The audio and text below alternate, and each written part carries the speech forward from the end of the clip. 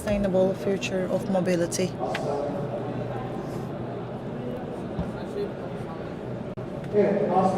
Aslı will be the moderator of today's panel. She will be chairing the meeting, and all those panelists, those who are stuck by Istanbul's traffic, they have just arrived. Our panel is starting now. I hope you enjoyed. Am I starting?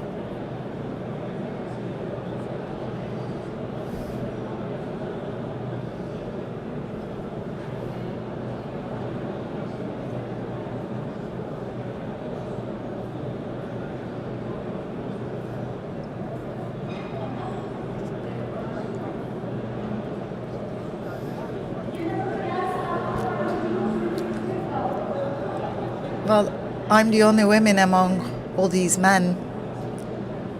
I wish Figen were with us.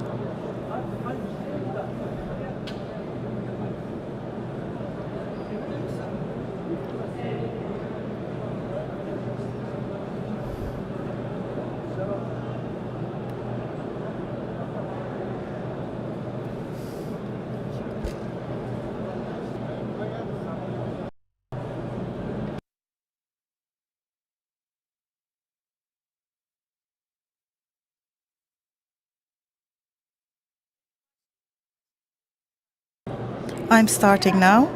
Welcome. Good morning. Aslı Dede is my name. I'm the founder of the Sustainable Life School. And we provide training, workshops, and social responsibility projects. And in Carnival Media Group, we have a podcast series called Sustainable Life School. We are going to talk about the sustainable future of mobility. I am pleased here because since 2016, ecologic life and a more inhabitable world is what I'm working for. And the fact that we're talking about sustainability at such an important event is a source of excitement for me. Well, sustainability has an impact on all our lives, and we are bringing together the stakeholders of an industry that has a huge impact and that defines our lives. And sustainability in automotive, and that being one of the main themes, is a great development. That's why I'd like to thank each and every one of you. And TopFed has pioneered the organizing of this panel, and I'd like to thank them infinitely as well. We've been frequently talking about the alarming signals that the planet has given to us. We see it with the natural events, and we see it more and more, especially after the pandemic. It's as if we made a mistake in our calculations. We tended to think that all the sources on Earth were limitless, and we forgot the importance of social balance. So that's why we are struggling with a stalemate right now. If it's humankind that caused these problems, it is again the same humankind that can address and solve these problems. Sustainability is a different and difficult word to express, and it may be difficult to perceive what it really entails. But from the moment you wake up to the moment you sleep, it's in every component of our lives. And sustainability is all about ensuring justice between generations, because in today's conditions we want the future generations to live on this planet in good health, and this is what we are looking into. Great developments are unfolding right now, especially the United Nations have named the most critical problems, three most critical problems. The first is the elimination of poverty. The second is the elimination of inequalities and injustices on the planet. And the third is one thing that we hear a lot is our fight against climate change.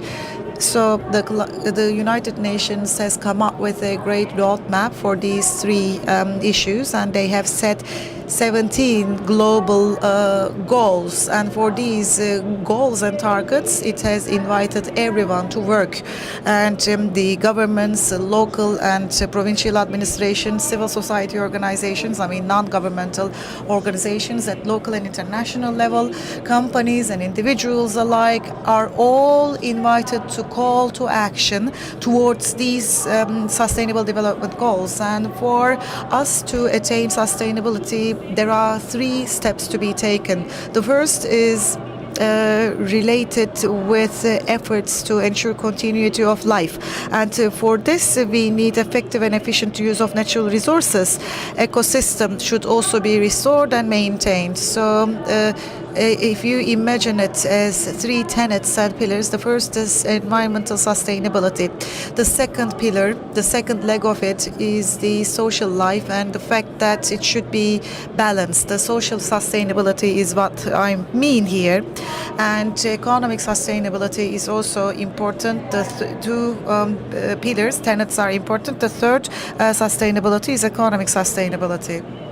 So, we are talking about the future of mobility with great names, and 2 we have among our speakers is, I am announcing them in order: Onur İlhan, Secretary General of an investment and consulting company. The second panelist is Serkan Bakırtaş, Otobar CEO and Topfed's Chair. Welcome. The third panelist is Cüneyt Şener, Sun Park CEO from the Chamber of Commerce and Industry, Bursa.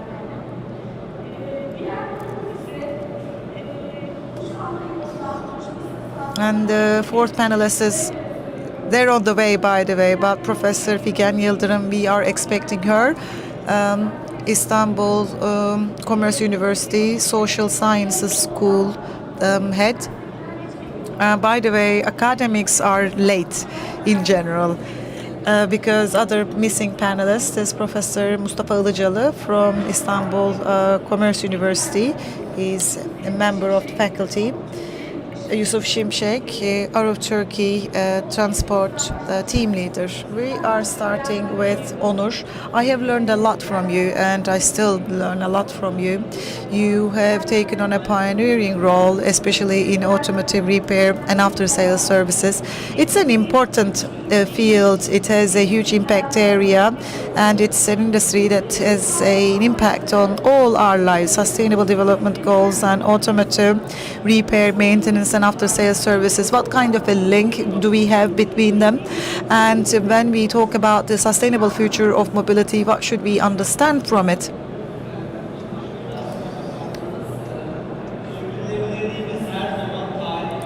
Sustainability has always been treated as an auxiliary or secondary topic, a topic that needed to be addressed by different stakeholders, not maybe those players who are involved in this industry. However, this industry is made up of 300,000 SMEs, and it is the industry that helps survive, that helps all the economic activities survive.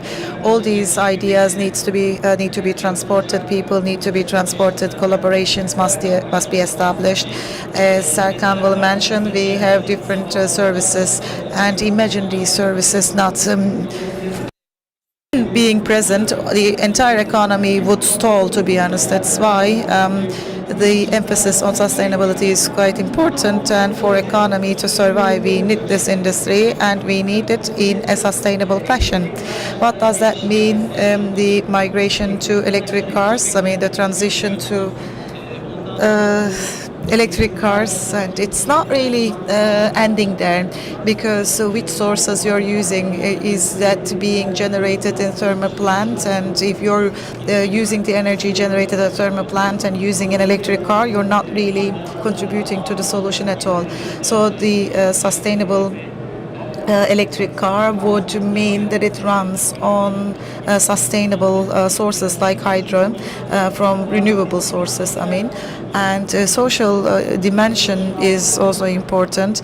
the industry is built on the structure of apprenticeship, and therefore there are concerns revolving around child labor. Still, we need to address that, and qualified staff and human resources must be trained at vocational high schools and technical schools, and they need to be trained at certification programs. We need to introduce the industry with qualified workforce. At the same time, the qualified workforce need to be provided with decent work. As we do that, we need to pay attention to gender equality. And you said that you were the only woman among all these men. Yeah, this is the case in this industry, and I feel a bit embarrassed to see this picture. But joking aside, Serkan and other leading players of the industry will work hard enough, will have women employees, women leaders, and women employees, especially in this industry. We are undertaking efforts in this area and sustainable development report and action plan. We are also coming up with a roadmap for this particular objective. A milestone for the industry is related with the podcast. I want to actually cover that in my podcast, but one milestone of the industry is Topvet's Sustainable Development Report and Action Plan. How was that issued, and what does that contain? Well, with pleasure. It was thanks to the vision of Serkan. Behind it, we have a questionnaire sent to the industry leaders. We also had experts from international organizations, the representatives of electric car makers, prominent business organizations, not-for-profit organizations, and the representatives of the private sector were all gathered in the questionnaire. We first had a conference call and a search call, and then we conducted this questionnaire. So 17 sustainable development goals we have, and how to really scale them, how to really link them with one another was one of the questions that we pursued. And combating climate change was an umbrella overarching vision for us, and qualified training, education, gender equality, SDG 4 and SDG 5, innovation in industry and production, they're very important as well, and thanks to their relationship one another, decent work and economic growth, SDG 8. So this is the roadmap that we are going to pursue, and our action plan for that is as follows. It's going to be based on the brands that Topvet created, and we have esteemed Selda with us, and I'd like to thank her once again. Topvet Academia is a very solid structure. Topvet Academia, for example, raises hundreds and thousands of employees who take the certification programs of the academia, and we also help them be recruited by prominent enterprises. Again, in this industry, Well, Serkan is a rare example because he is an entrepreneur, but in this industry,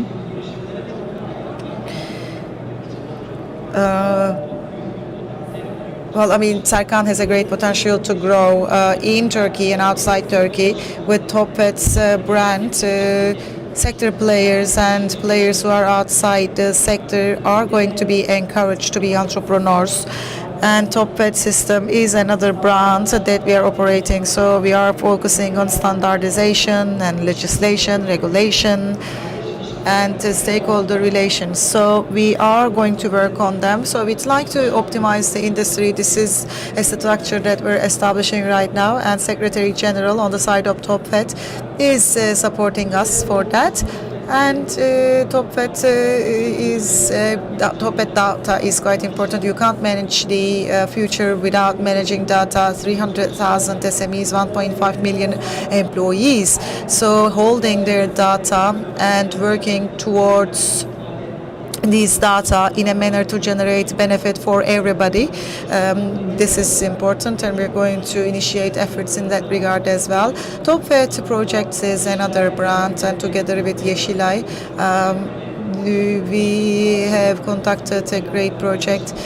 Figen, if she comes on time and joins us, she will talk about it. We have signed an MOU with them whereby the enterprises in the industry will be facilitated in terms of their digital transformation growth in the industry.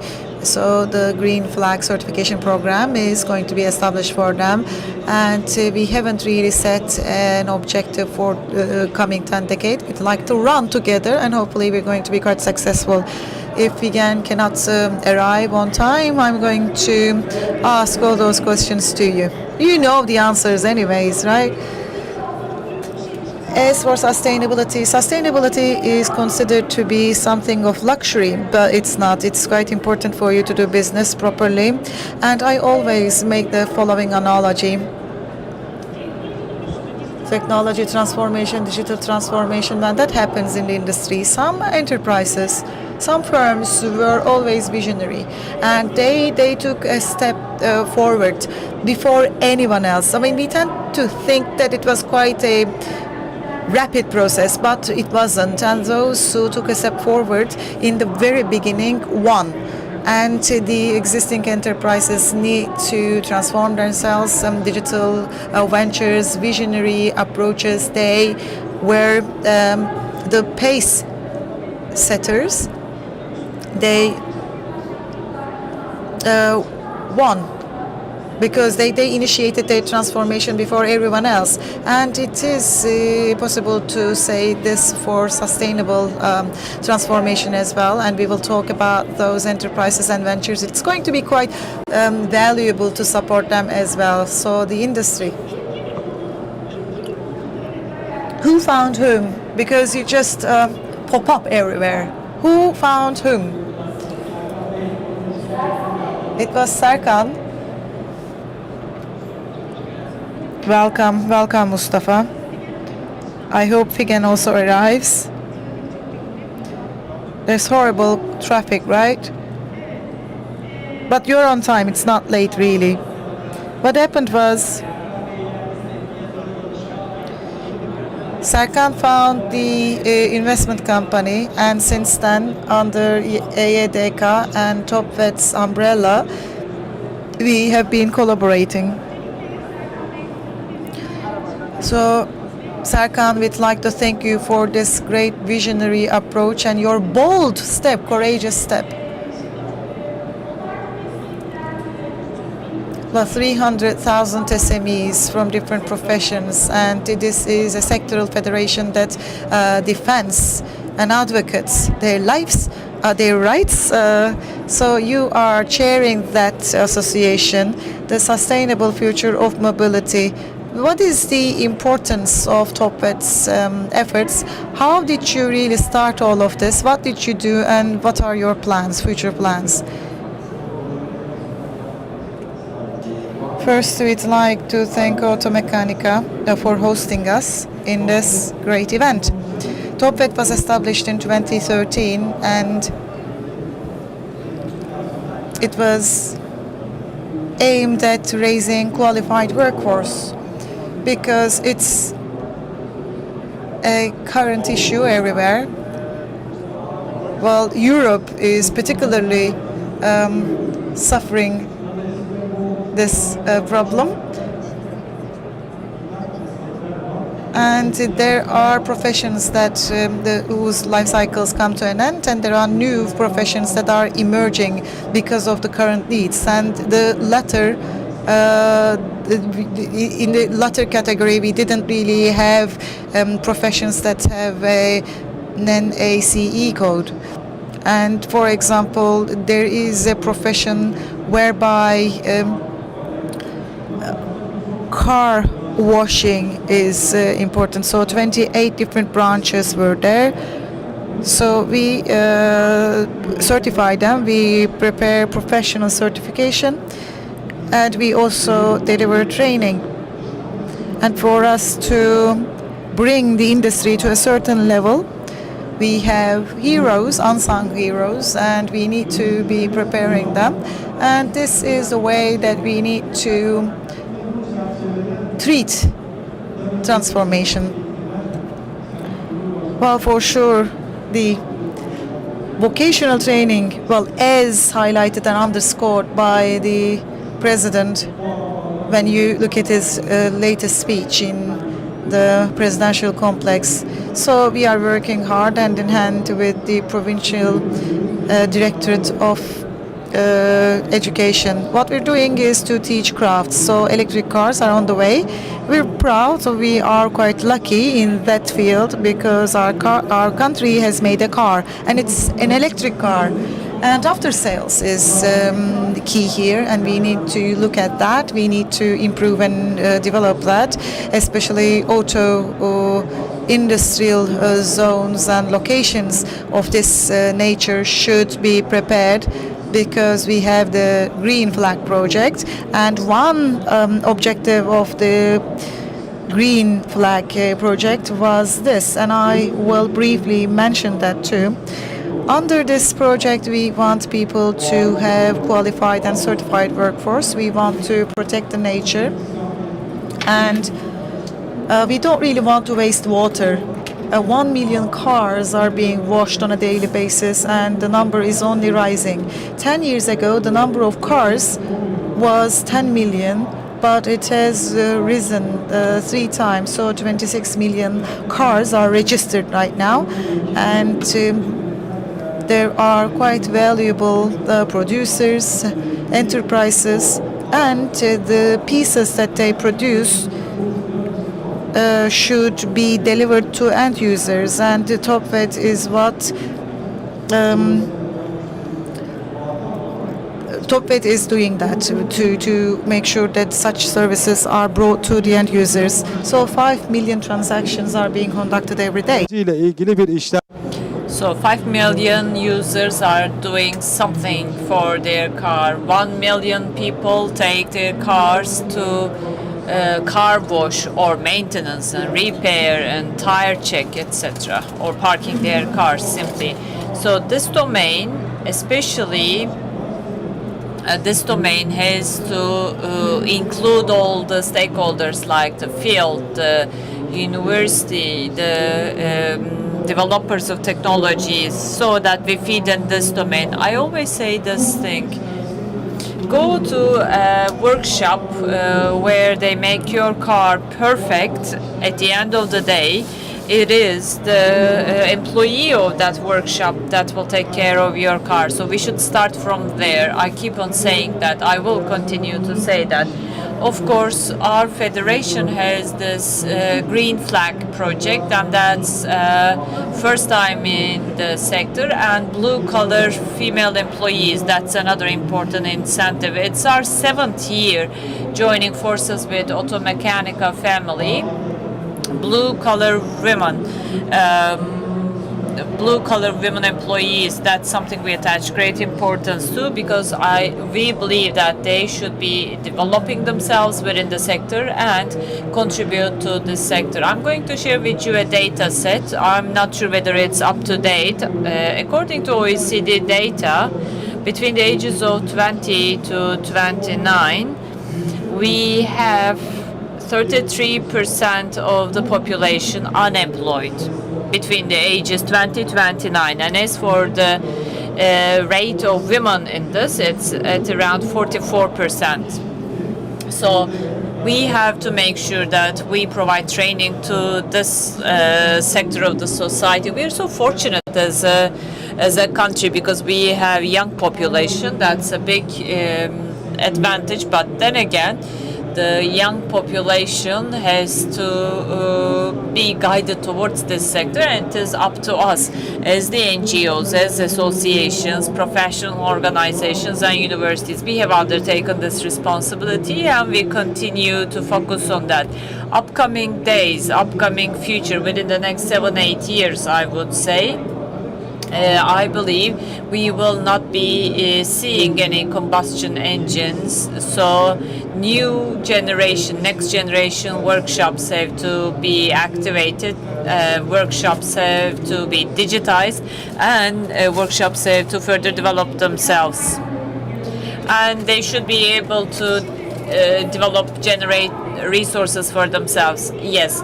When I say sustainability, I also hear that on podcasts. Most of the time, the environmental dimension is on the forefront, but then again, you are focusing on the social dimension, and it is indeed impressive. Thank you very much.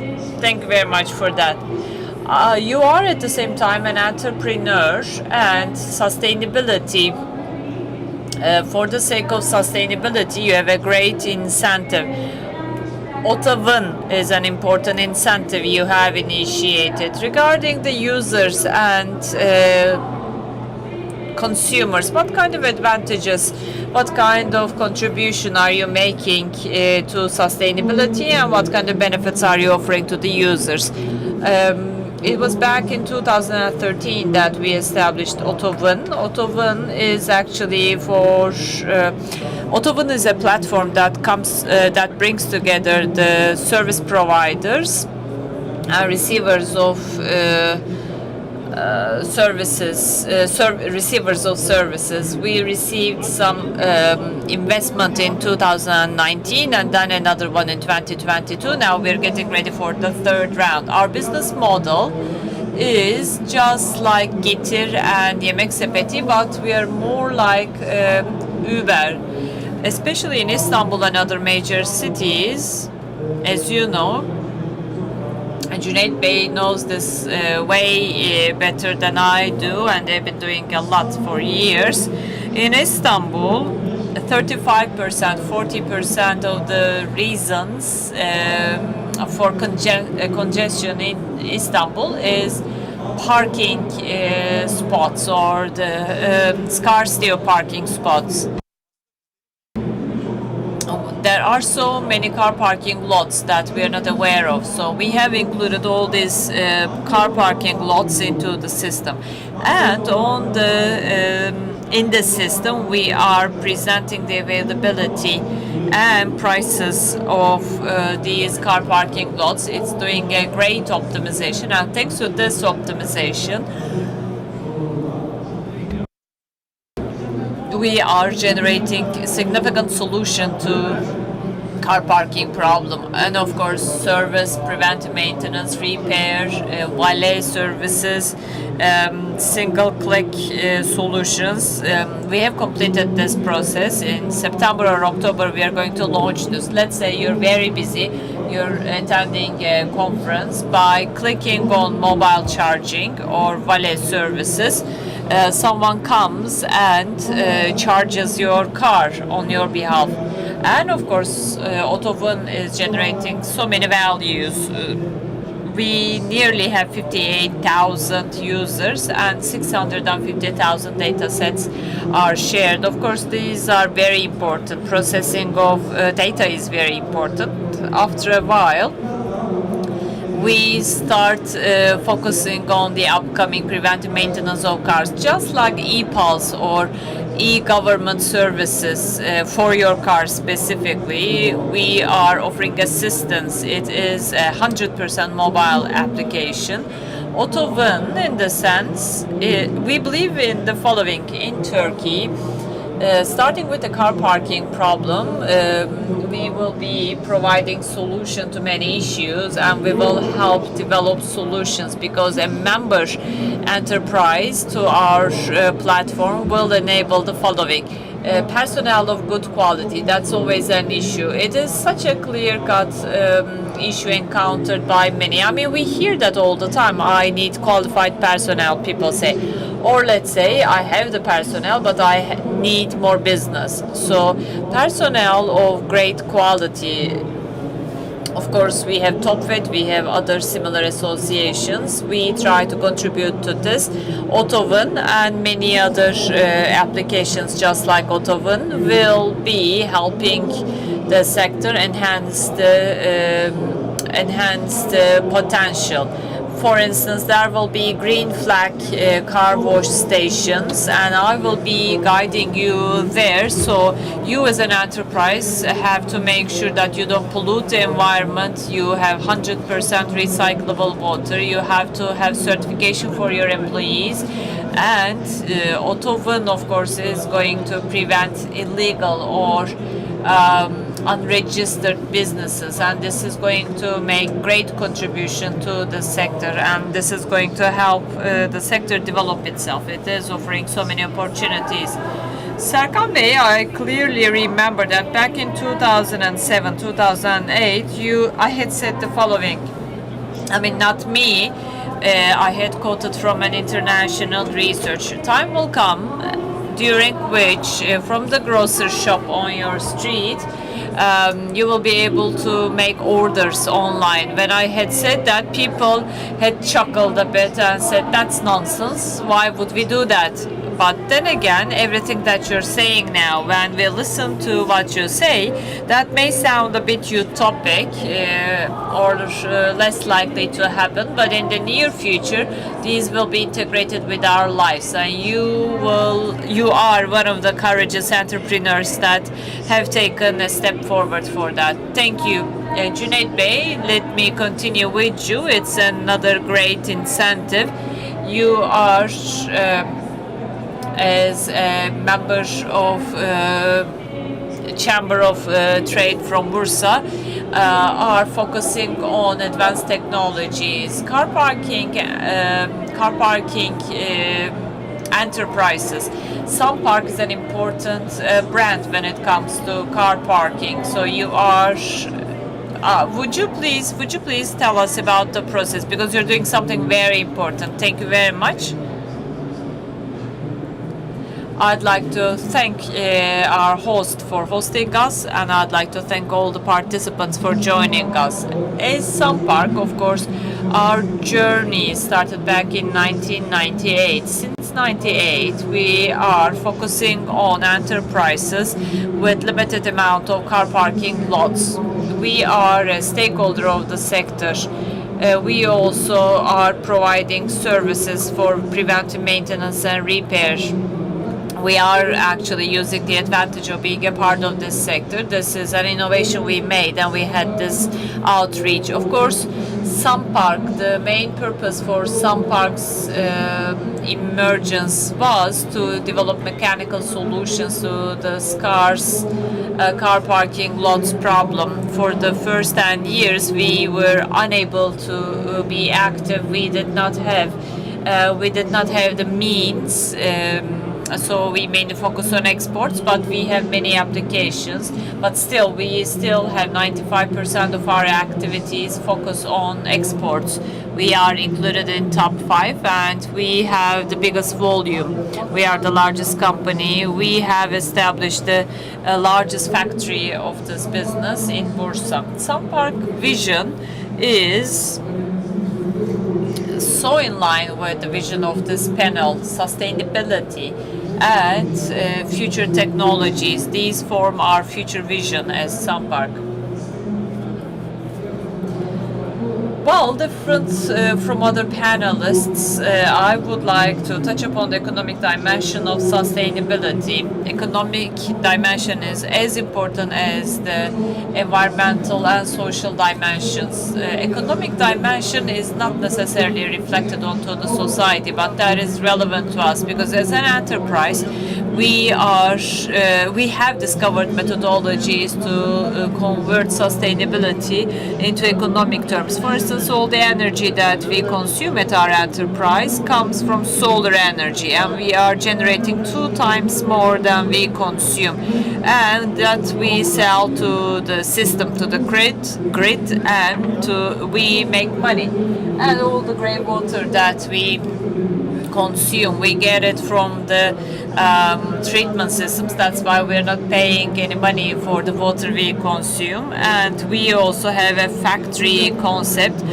In total, we are consuming less energy in total. Most of the paint we use is water-based, so we pay less for treatment. So all of these are advantages economically. We are creating competitive advantage by doing so, both in Turkey and in the rest of the world. The products that we produce are actually produced with less cost, with more efficiency, and in a sustainable manner. So economically, we are creating an advantage. And from the social and environmental dimensions, from the user's perspective, I can say that this is the biggest difference we're making, because this is turned into a competitive advantage, sustainability term, in terms of sustainability. Another important vision we have is that in international competition, we are using this as an advantage on international ground. Carbon score we monitor, and as we monitor our carbon score, the carbon footprint we generate as a company, we disclose these amounts to our clients. Maybe not today, but in the near future. This may sound to be a bit futuristic as you put it, but as you export to Western European countries, carbon footprint and carbon scores are an advantage, because in a certain period of time you will have to pay the taxes for the carbon footprint.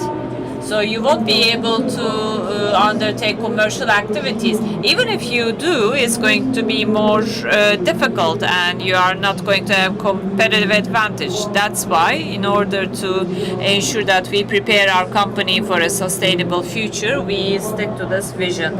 Increasing of car parking lots, enhancing the capacity via digital media, we are giving people a chance to find car parking spots in an easier manner. While doing that, we always focus on the concept of sustainability. Even if that's not the main target, it is a side target, and it is offering us great advantages. So sustainability is extremely important. Okay, Cüneyt Bey, in the upcoming years, more and more population will be residing in urbanized areas. So efficient use of car parking areas in the cities will be even more important. You're using advanced technologies at some park, right? You're investing in that. Yes, currently the car parking systems we have are focusing on full capacity systems in narrower spaces, and we are making exports to more than 60 countries.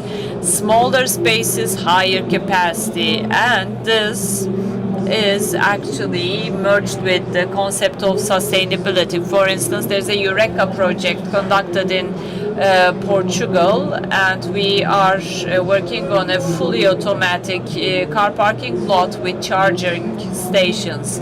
And the energy it will generate its own energy. It will be charging EV, and 100 cars capacity in 300 square meters. That's such an important vision. This is a vision of the future that doesn't exist neither in Turkey nor in the rest of the world yet. We would like to ensure that more practical and less costly energy is offered. As you know, when it comes to electrical vehicles, energy is very important. It's an important layer. The same rule applies to the cities in Turkey and rest of the world. Electrical infrastructure of major cities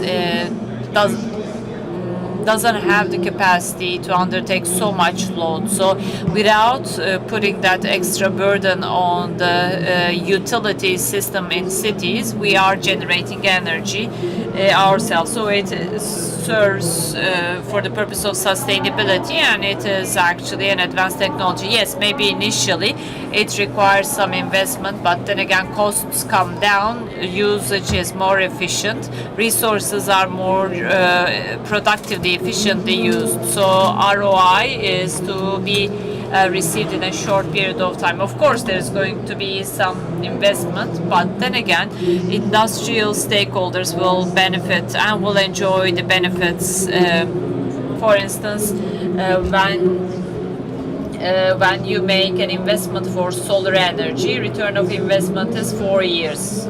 For water, it is 4.5 years. So return of investment is short period of time. So all of these are efficiency advantages. I believe that the most important pillar of sustainability is the economic dimension, in addition to the social and environmental dimensions, and this has to be adopted and internalized by the society. Thank you very much.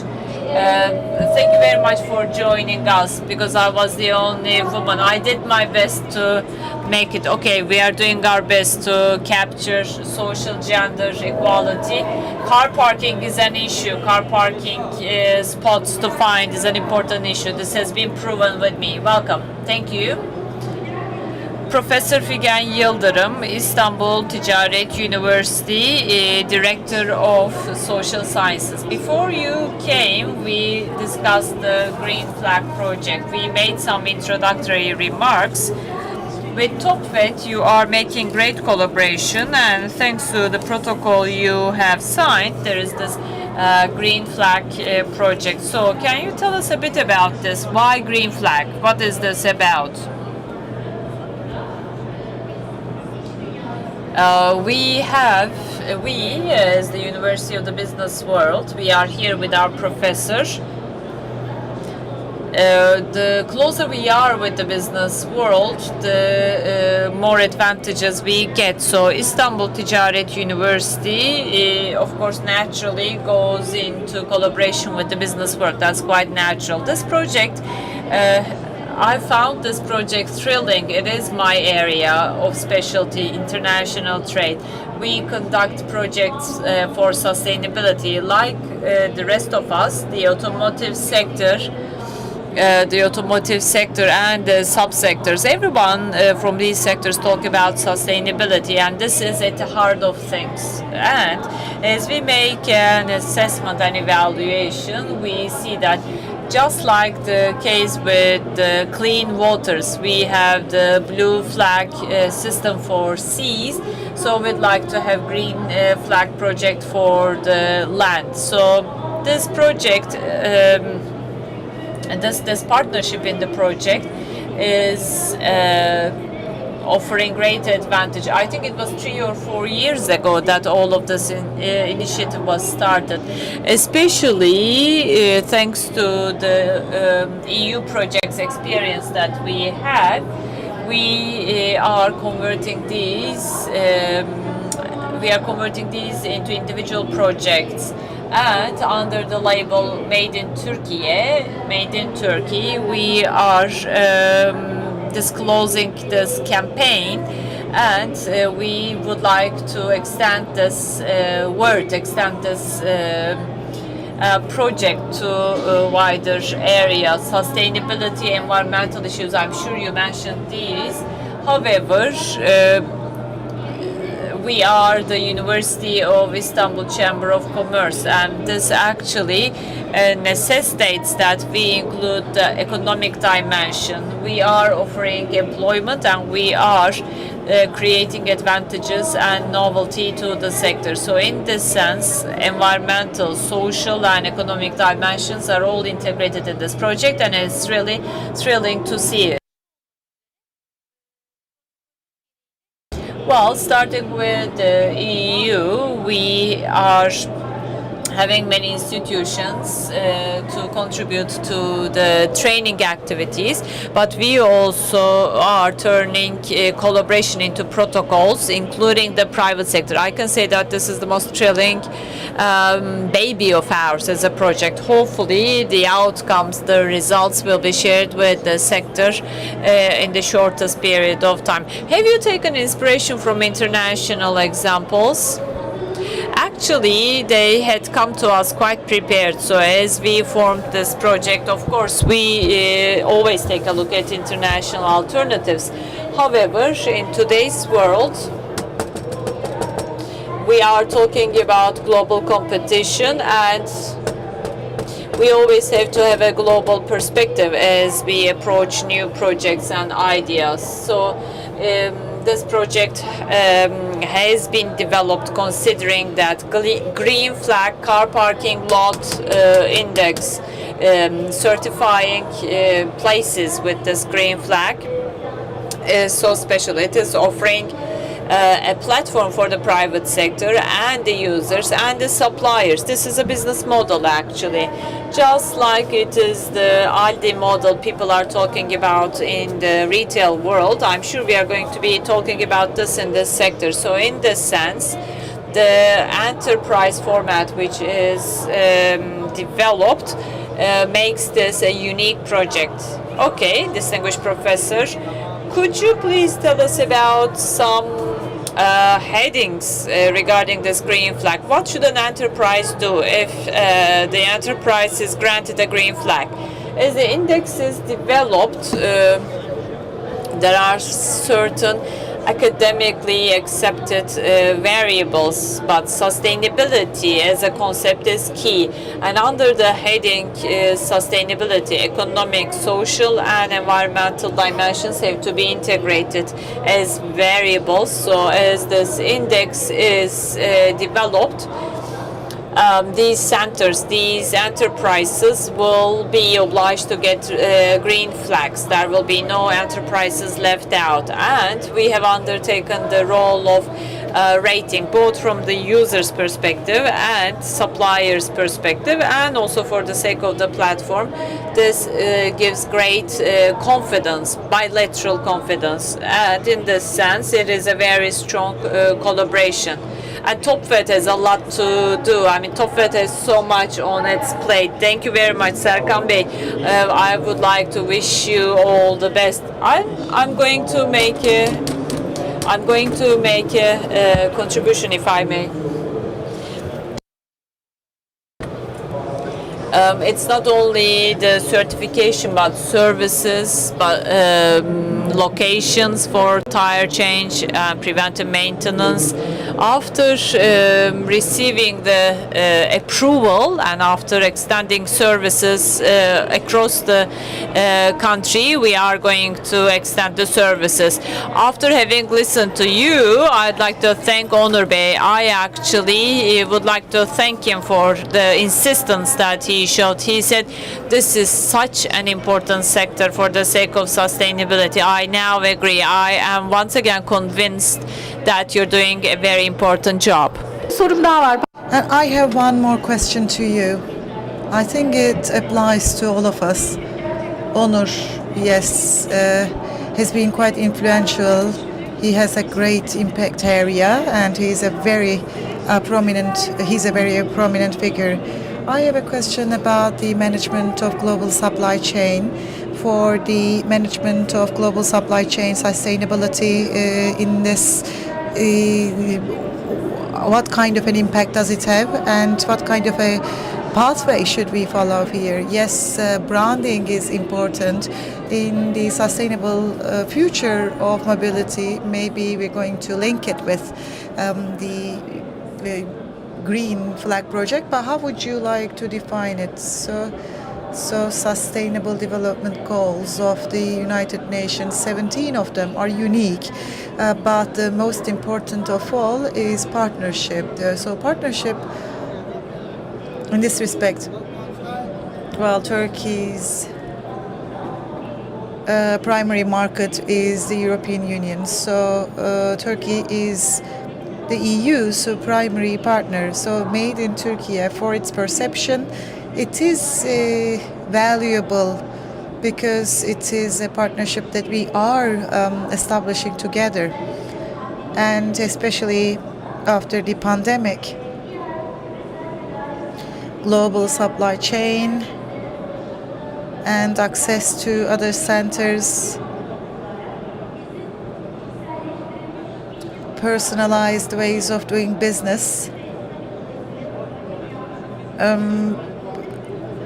and automotive supply industry have improve themselves a lot. So sustainability we're talking about, but let's also talk about competition. The rules of the game have changed, and there is a new game.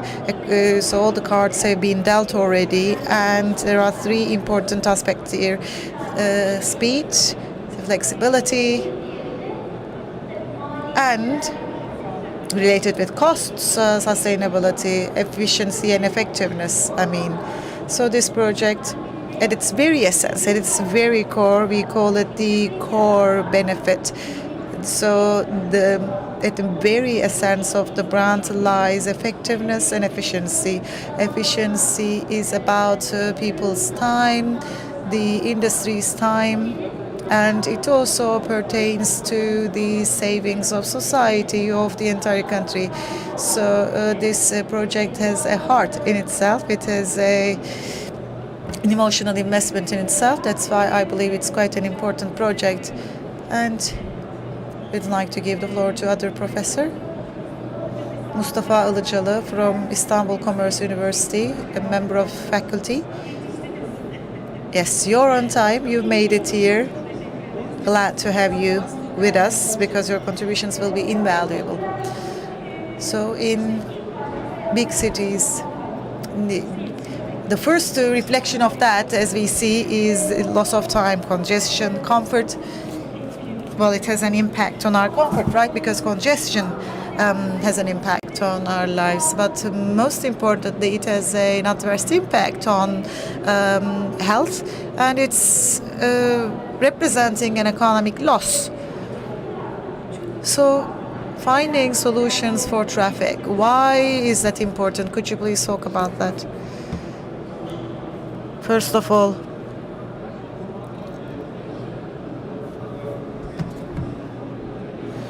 well, quite important people have come together here, and we are now focusing on the sustainable future of mobility. We'd like to thank TopFed, all the participants here, and Salim invited me here, and he is now recording me. I'd like to thank him as well.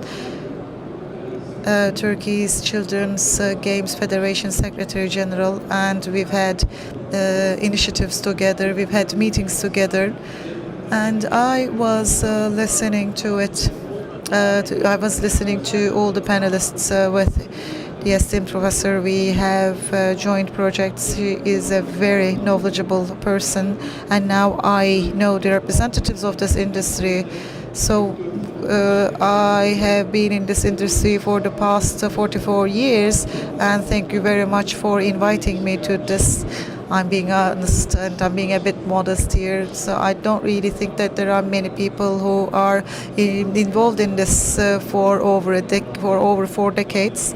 Many professors of mine have passed away already, so I wanted to commemorate them as well. So transport, traffic. Well, at university, we have theoretical work. In 1994, Recep Tayyip Erdogan was a candidate for the mayor's position. So as he was running for the mayor's office, since 1994, we've been looking into the traffic of Istanbul, and today's mayor, Ekrem İmamoğlu, has conducted many projects, and our university has been contributing to that. Mobility and car parks and the mobile app of OTIM, we've heard about them. So congestion is a very worrying issue. We have the coming elections, alliances. If those parties come together, would that really win? Well, but we are talking about a stalemate. Well, at least 2 media outlets every day cover this as a problem. So I'm invited to the TV to express my opinion. Well, 85% of the problem is caused. But this is the case for Bursa as well. So 85% of the roads are congested by only one rider, and we have on top of it is the public transport. So there is no rush hour right now. 24/7 is the rush hour. Today is Saturday and it is 9 o'clock in the morning, but it's not rush hour. On an entire highway of 10, you can't even proceed, and the main arteries are very bad. How to really resolve that? For this, we need vision, we need a certain know-how, and we need to make use of advanced technologies. We have the private sector here, we have the examples of that, and we need to establish close relations with them, because Istanbul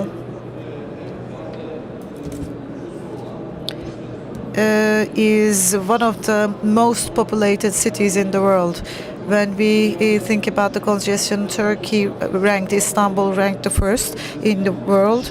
A commute from work to home needs 24 minutes more. So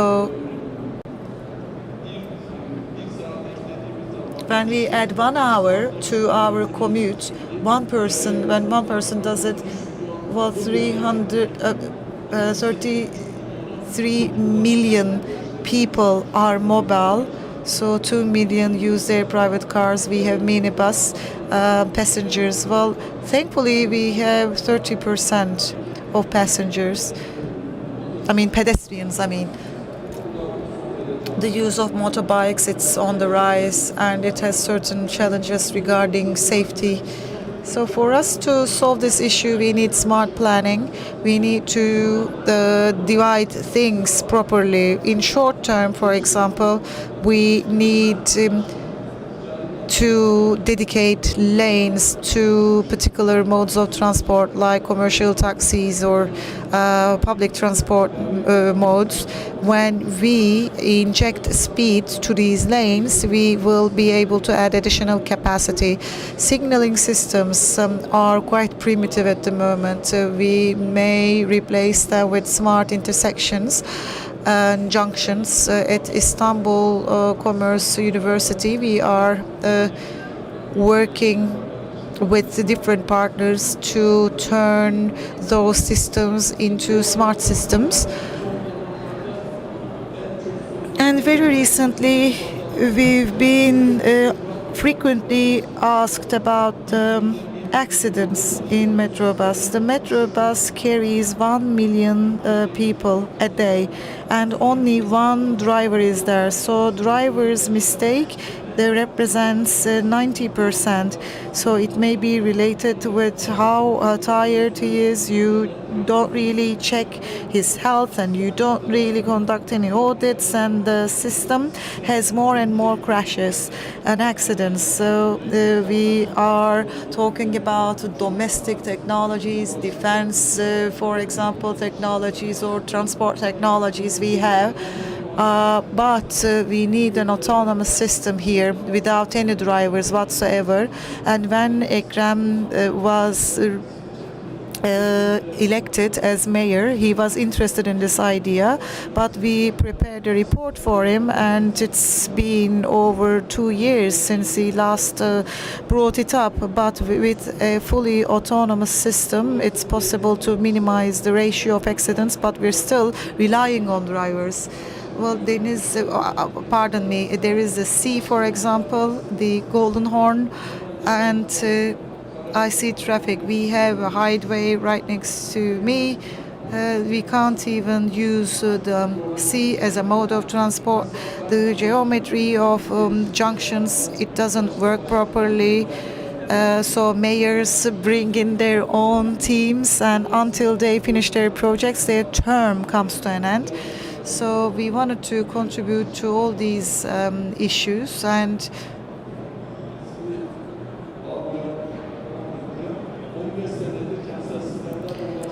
for the past 15 years, we have an MA program on urban transport projects. And the last period's minister was our student. So general managers and experts come and take this MA program to refresh their knowledge. Unless you refresh your knowledge, unless you understand the technologies presented to you, you can't really take a leap. You can't really attain that sprint.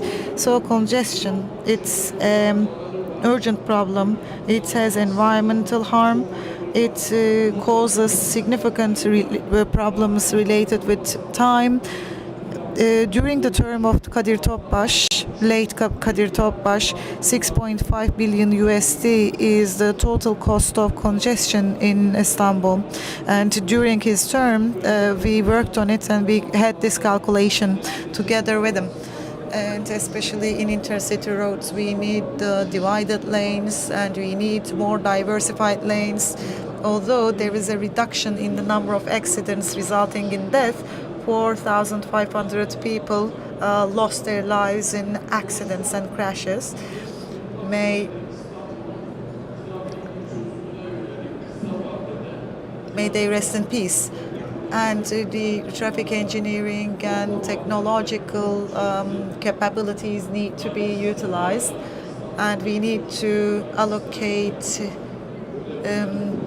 sources for railway systems.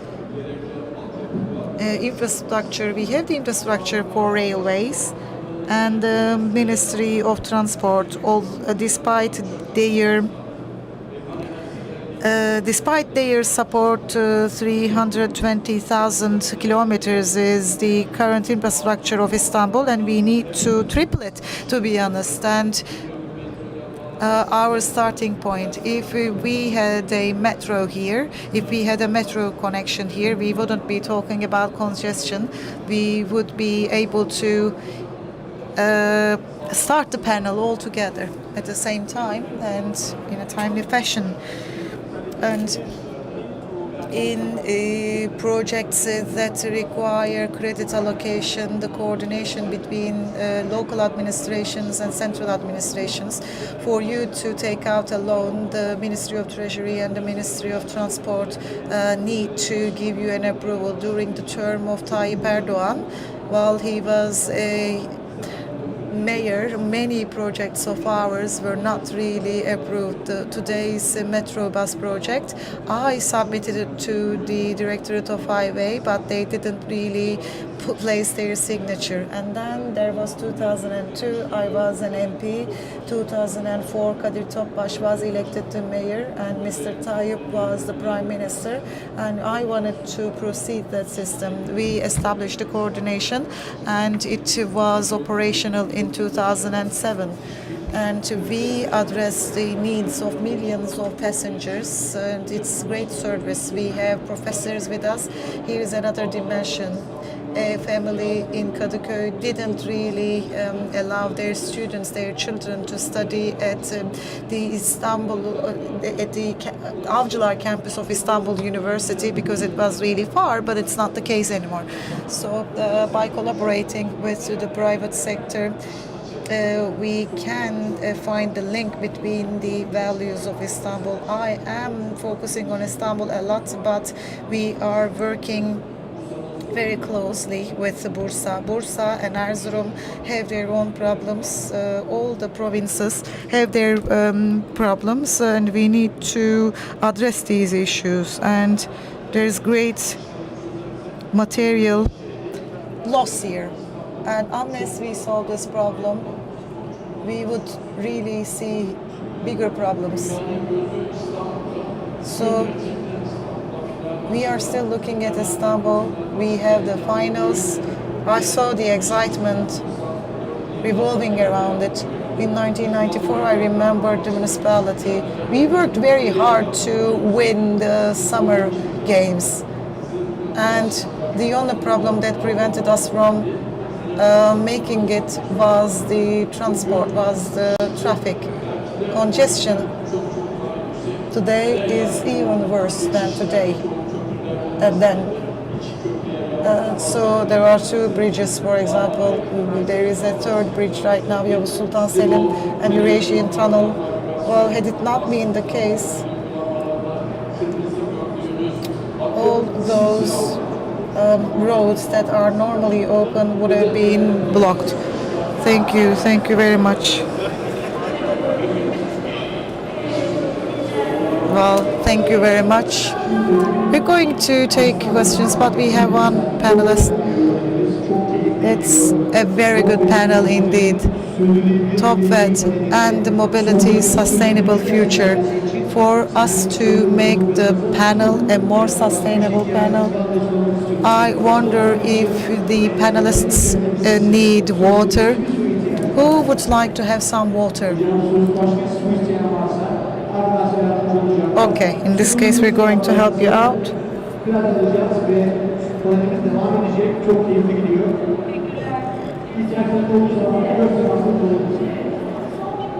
So we have our panelists and then we're going to get your questions.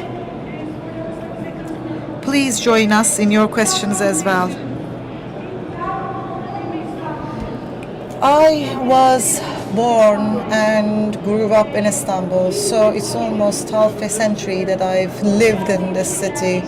Well, political agenda may change, but we all need good service.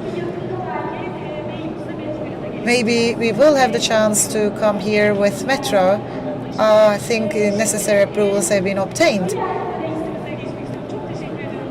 Thank you very much, esteemed professor.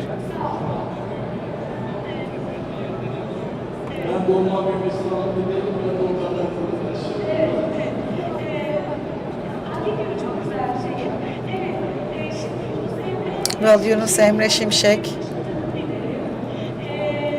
Arab Turkey, transport team leader. At Arab Turkey and world, you have different services. You are a leading engineering and planning group. And from the transport perspective, how do you really see cities? What are the most urgent issues? Where do you see these issues emerging? So can you please talk about it from an engineering perspective?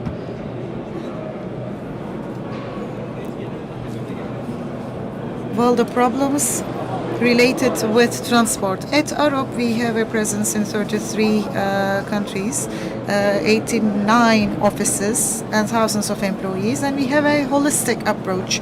We have city planners, we have economists, and we have financial experts, and we are working together. That's why our core objective is to approach urgent issues from an engineering perspective, from a holistic perspective, and we need to understand what we need to do at project scale.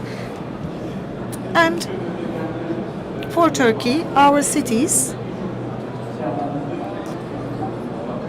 well, we have traffic problems in all cities in Turkey, but the originating point of sustainability is climate change and climate crisis. So the possibilities of climate changes or the probability of a climate change taking place, it was a probability, but it is now a fact. So together with the climate crisis, we need to talk about sustainability together with resilience. We need to work on it because, yes, we are talking about traffic and the problems revolving around it, but as we do that, we need to focus on issues that come with temperature. Rising temperatures are what we're dealing with right now, and we have more and more pedestrians. It would not really be good, but it would have a multiplier impact on traffic in congestion. As we are preparing short-term plans, we need to come up with long-term plans as well, because we need to focus on the continuity of sustainability. Yes, climate crisis, sustainability, social impact of sustainability is also huge when we limit people's access or mobility, when we fail to provide them with necessary means, it's problematic. And we also have the economic aspect of it. For us to add to the diversity and resilience, we need different types of investment. Aging population, infrastructure, adaptation to aging population, So we need to go beyond the existing problems, and we need to have a holistic approach. If we look at it from the perspective of Turkey, or when we focus on transport, car ownership is low compared to European average numbers per person. Well, it's on the rise recently, but there is still some room for increase. And there will be a transition to electric cars, but this is only related with the type of fuel. And as the professor mentioned, there are certain types of data, so 16 million people and 32 million people. So in a way, we're talking about dual mobility per person. And the number is rising right now, and it will be the case in the coming periods as well. And this is a general approach of Europe. When we take a holistic approach, social impact and climate impact, how to really proceed and how do we really bring them together? Are we really solving the traffic problem? How to really help the environment? How to really help the economy? We need to consider all these questions together collectively, because the social impact has become critical for us, because as we solve these problems, we need to bring it together with stakeholders. We need to have a dialogue with stakeholders, and we need to understand their opinion. Otherwise, we won't be really resolving any problems or issues. So that's our core objective. But as I said, the main issue with our cities is adaptation. Yes, electrical mobility is a measure that we take in addition to others, but we need to recognize the ongoing problems, and we need to understand what we need to do.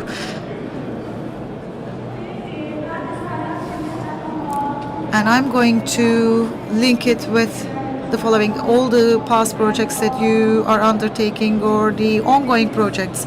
In connection with this, what kind of solutions would you like to propose? Well, we are in Istanbul. We've been talking about Istanbul and Istanbul Sustainability Urban Mobility Program. We have finalized it.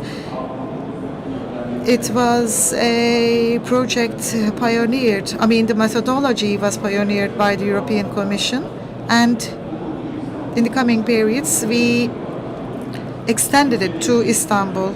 It was a maiden project in Istanbul and Turkey, and the methodology was applied and implemented in Istanbul for the first time in the world. And there were some solutions that the cities already adopted. For example, investments in railways. This is our primary solution.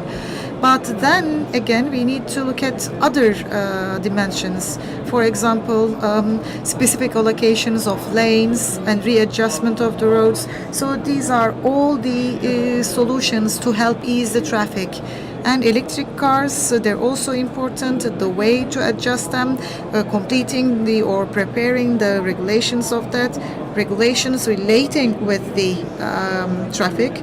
And electric cars, we're talking about, we have certain means, we have the capacity in Turkey, we have ongoing production, but there are two aspects to it. How to really support it, but at the same time, how do we really impose it on people? And that's why we had this proposal. We have similar issues in certain provinces. For example, restricting the entry of certain cars in certain areas, because the climate crisis is a fact that we need to adapt very quickly, and we need to make sure that we take the necessary step. Another important issue is about climate action plan. It's energy, was something when you generate the energy from a thermal plant, it won't really matter if you use electric car.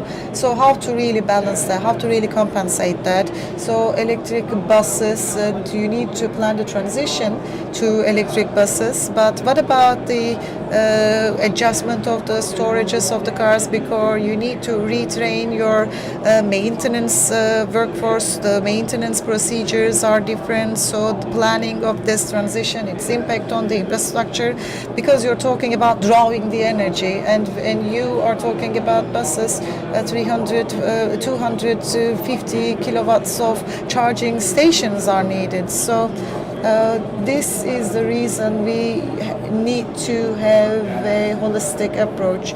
As we are solving an issue, we shouldn't be creating new problems. Another issue is related with the Green City Action Plan Istanbul, the one in Ankara. We completed it. We're doing it in many countries. We're doing it in the world, and I support many projects in Asia. Of course, this is 30-35% of transportation, but there is biodiversity, impact on agriculture. Those have to be considered as well. As Professor Figen mentioned, we are at such a critical point when it comes to the supply chain that we have to consider this as well. Most of the projects we start, for instance, bus lanes and low emission areas, etc. But all of these have to be conducted along with social assessment, and this is how we are trying to plan and do. But ultimately, we are coming from a planning stage, and we have another new project for Istanbul. We keep on talking about cycling, how we may convince more use of cycling. Are we able to do that? It's not possible in all neighborhoods, but then again, we are thinking about ways and means of arranging cycling cycling habit. This may not be the case in all neighborhoods, and we should also be thinking about integrating this with other modes of transportation. I always defend this theory. We should have a holistic approach as we evaluate things. Thank you very much. Green City, as I listened to you, I thought of the following. Because of the pandemic, as the entrances and exits were closed in such disastrous times, under such catastrophic conditions, cities should be capable of feeding themselves and turning things around. We can maybe understand that from this Green City concept. We are the stakeholder in most of the projects. When we say green city, it's not only transportation, biodiversity, agriculture, social spaces, water management. All of these are considered in a joint manner. As you recall, maybe this has been forgotten, but then again, we encountered some issues in the city like wastewater management, etc. As Arup, we would like to do this holistic approach to the resolving of issues. Maybe it comes from this thing. Mr. Arup is a civil engineer, but is at the same time a philosopher. He started this company and then left it to the employees. We are a company established by a foundation. We don't have any commercial orientation. We just want to achieve whatever we have in our vision. We are going to receive the questions in a few minutes. Okay, let's hear from you if you're really insistent.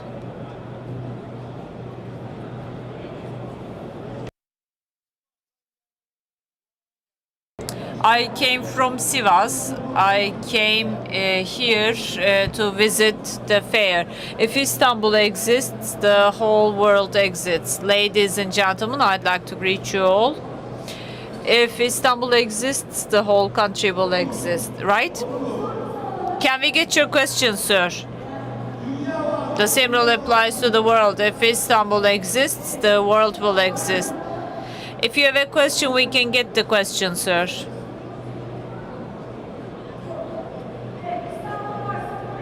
Okay, okay, thank you.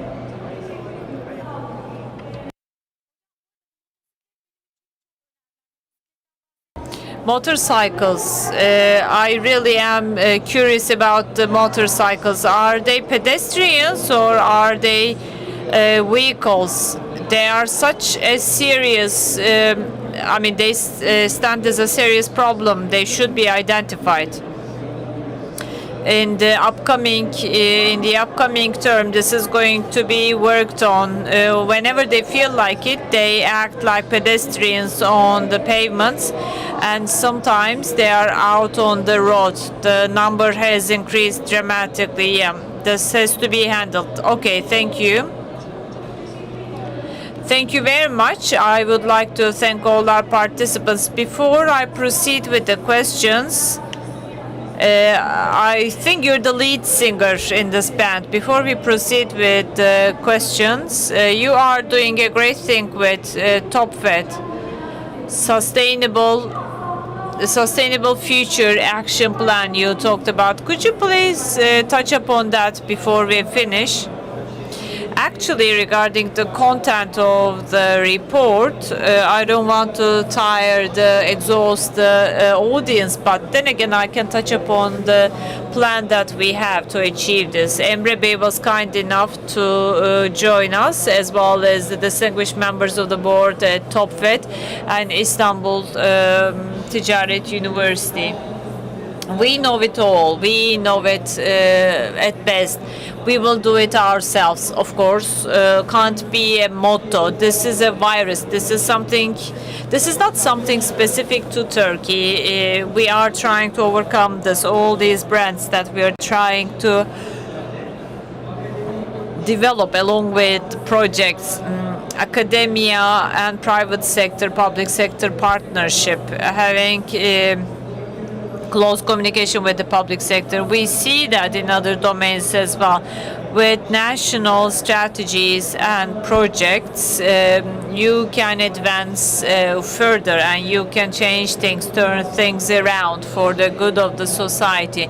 Green City action plans Emre Bey mentioned, and European Development Bank also is a part of that. With Maral Hanım and Özgür Bey, we discussed this. It's a network, and we are like the neurons on this network, and we have to make sure that everyone is connected with one another. This is the value I'd like to bring to CONFED, and thanks to Serkan Bey and other valuable partners, the rest will follow. And I believe this is going to contribute to the whole economy and stand as a best practice for the system. This was actually exactly what I had on my mind. You know, most of the time environmental dimension comes to mind when we think about sustainability, but here we have complementary roadmaps, you know, the global goals, or the goals for sustainability, all 17 of them. Each and every one is extremely valuable, but if you ask me, goal number 17 is the most valuable one. What is this? Partnerships for the goals, collaboration and cooperation. We have a common goal. We would like to ensure that we sustain on this planet. Otherwise, humankind will disappear. So this great partnership, I'd like to once again congratulate you for this great partnership and would like to thank you. Since we have room for that, Automechanika, I also would like to extend my thanks to Automechanika for giving us the space. I'd like to thank each and every panelists that joined us today. Do we have any questions from the audience? If so, you're most welcome to ask them. Yes, please.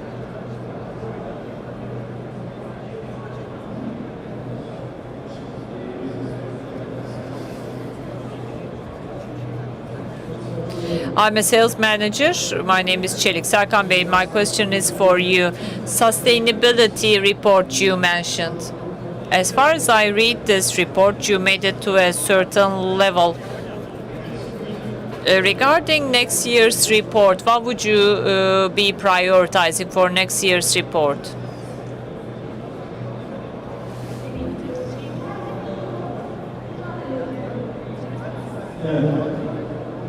Thank you for your question. Of course, our basic priority is within the framework of these plans to include water management and recovery. This is going to be our priority, and together with this, we will continue with trainings in the sector and new domains to be included, development of all domains, and vocational or professional trainings to be continued. Water treatment systems have to be extended in our country, and car wash, preventive maintenance and repair. All the water used in these areas should be treated over and over again, and these chemicals should not be just released to the seas and to nature. These are the two main areas, and of course in the action plan that we have various items.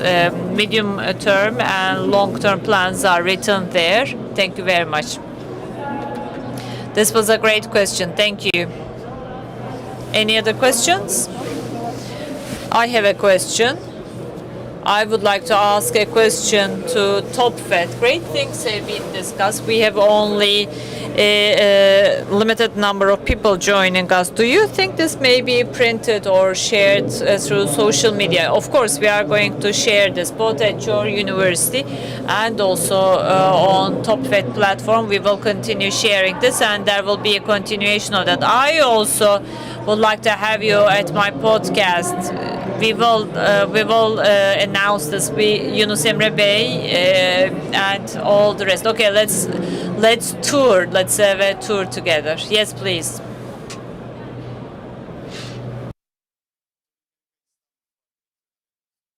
Alemdar Sönmez, Automechanika Istanbul director. Thank you very much for being here. Your contribution is great. I'd like to make a contribution. This session is at the same time broadcasted and webcasted on Facebook, LinkedIn, and also on YouTube. So sectoral professionals who are not present here are able to follow up all this program through the social media channels. And of course, we can share with you the recordings. Thank you. That's a great reminder. Thank you. And as I've said before, thank you very much for giving us this space. Thank you. Thank you very much. Thank you very much. Do we have any further questions? Do we have any other questions? Actually, we have come to the end of our program. I would like to congratulate us. I would like to ask a question to Mr. Ilıcalı. It's not a question, but then again, something caught my attention. He said something, and that caught my attention. For mass transportation, for the Metrobus system, sometimes because of the accidents, people lose their lives, and we know that pilots may encounter health issues. So either once a month or on a quarterly basis, they have to go through a health check. I know that. Since you have touched upon this, you touched upon this, but then again, it lingered in the air. Talking about sustainability, human life should be sustainable, should be kept sustainable, so that academics such as yourselves, business people, if you insist on this more, then we may most probably be preventing accidents. Yes, that's excellent. What's your name? Nilüfer.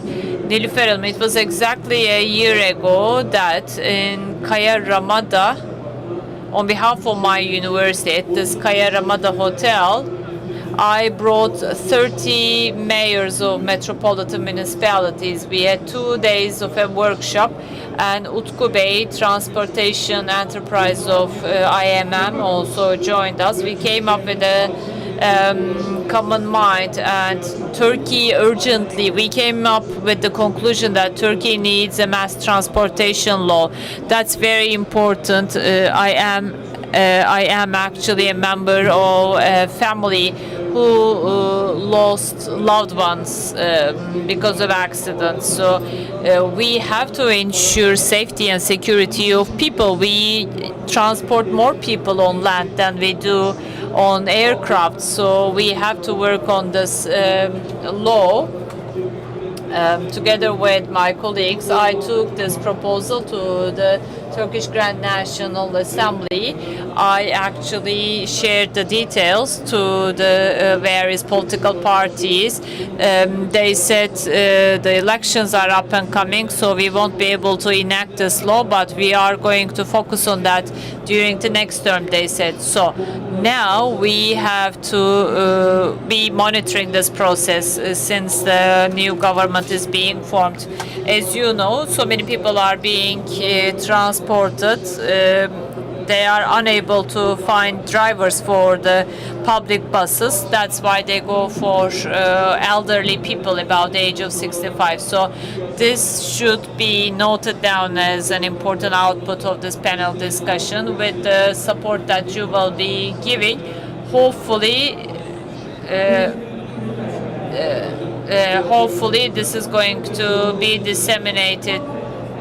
Topvet, I'm the press speaker. I am the spokesperson for the press and media relations. Thank you. Thank you very much. Thank you. Thank you. Cüneyt Bey, I have a question for you, Cüneyt Bey. I'd like to ask you about your insight. 2030 will be the year during which we will have more EV rather than conventional cars. How do you see the prospect of Turkey? Electrical cars, both in Turkey and the rest of the world, are becoming more popular. However, the most important disadvantage about EV is the scarcity of charging stations. The more charging stations we build, the more difficulty we will encounter when it comes to the capacity of the utility system. So at this very point, sustainability will kick in. Solar power to be used to generate energy at the car parking lots. That is actually our vision, and we're doing our best to contribute to this vision. And our main purpose is to contribute to this momentum as much as possible. After 2030, in many European cities and countries, they have the goal to stop producing combustion engines for conventional cars. Countries like Germany and Norway, etc. And this is certainly necessary. This should also be considered. And as the gentleman mentioned, different kinds of fuel may be an option, but then again, we should ensure sustainable resources and renewable energy resources. And if we can integrate this with the current systems, then we will be able to see benefit. On my behalf, I believe that this should be the case. This is our mission, and on behalf of my company, on behalf of my business, I am taking ownership of that. So this is the vision that we have, and I think this is feasible. I think Nilgün Hanım left, but then again, for the sustainability of human life, actually these 17 goals for sustainability all serve for the purpose of ensuring sustainability of humankind. And goal number three is healthy, leading healthier lives with well-being, and TOFET is also focusing on the health dimension. They are all interrelated, and küreselamaçlar.org, Global Compact Sustainability Goals.org is the website you can get further details from. I'd like to make an additional comment, especially employment of women. Women employment is on the focus. So in that sense, all the goals are actually included in the scope. If you are aiming to achieve things for women, then you will be actually including everything in the scope. Thank you very much for your attention. Thank you. Sustainability of Sustainable Future of Mobility was the title of this panel discussion. Let's have a family photo together with our panelists. And then Topvet will be presenting tokens of appreciation to the panelists.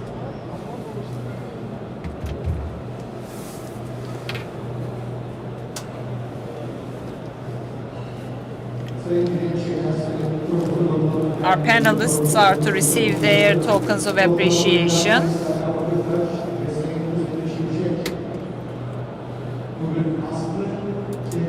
They were together with us, with the moderatorship of Aslı Dede.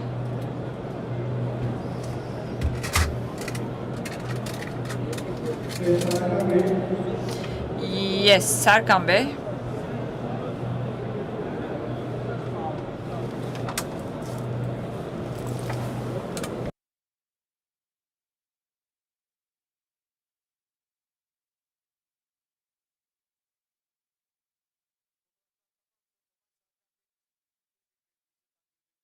Let's present our tokens of appreciation.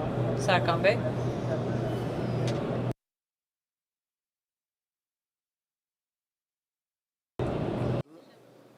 Bu şekilde evet, tamam. Tamam, bu şekilde aynen.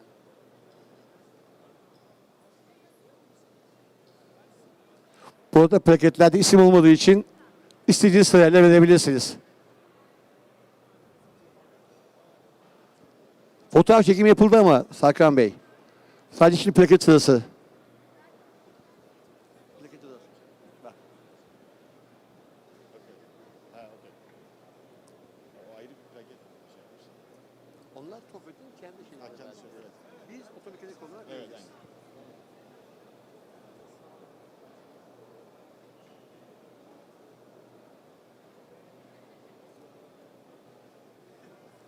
aynen. Aynı plaketi niye veriyorsunuz kardeşim? Yani götür, fırla, fırla.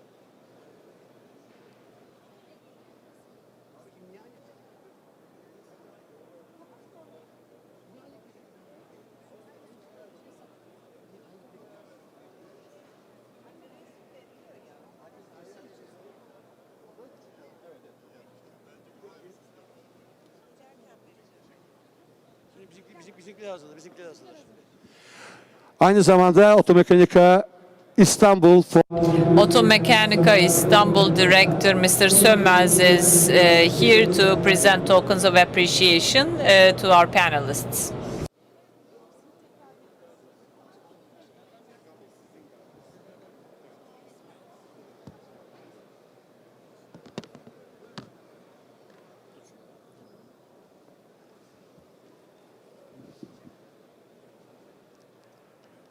Profesör Doktor Mustafa Ilıcalı Bey'e de Alemdağ Bey takdim edecek plaketini.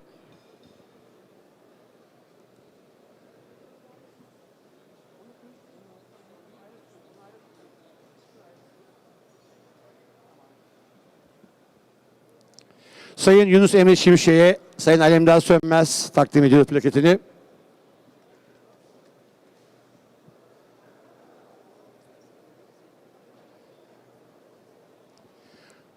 Sevgili moderatörümüz Sayın Aslı Dede'ye takdim ediyoruz. Sayın Alemdağ Sönmez Bey tarafından.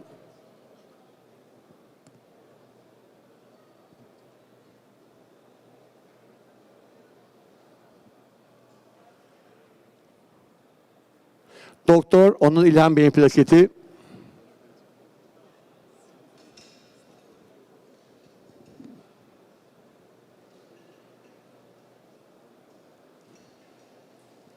Sayın Cüneyt Şener Bey'in plaketi geliyor.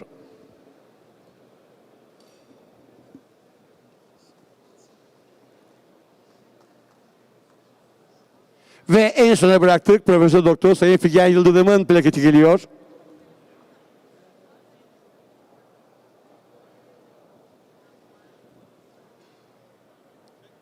TOFED'in Mobilitenin Sürdürülebilir Geleceği konferansı sona erdi.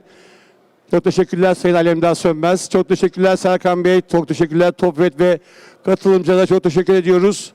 Saat 15'te yine burada olmak dileğiyle. Şimdilik hoşçakalın efendim.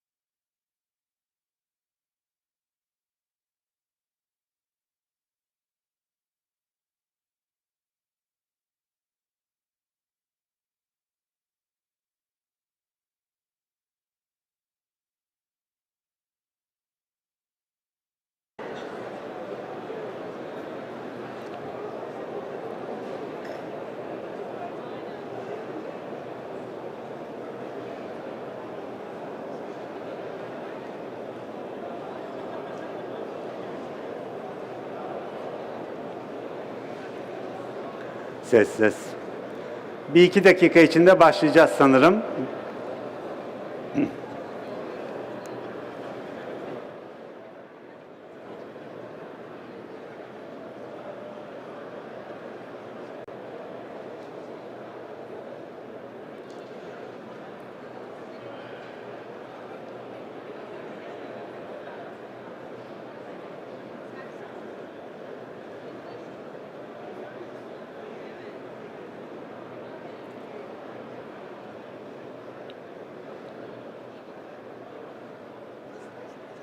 Oo Cem Beyciğim merhaba.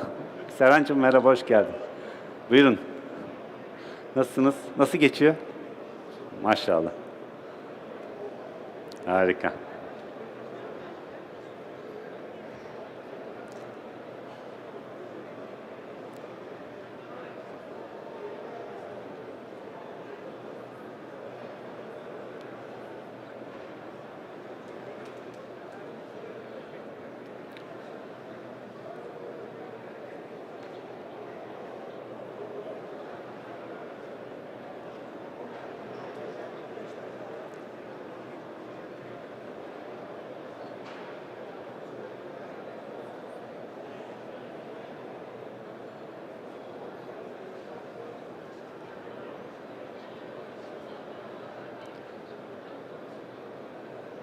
Yiğit Bey istersen son bir siz buyurun.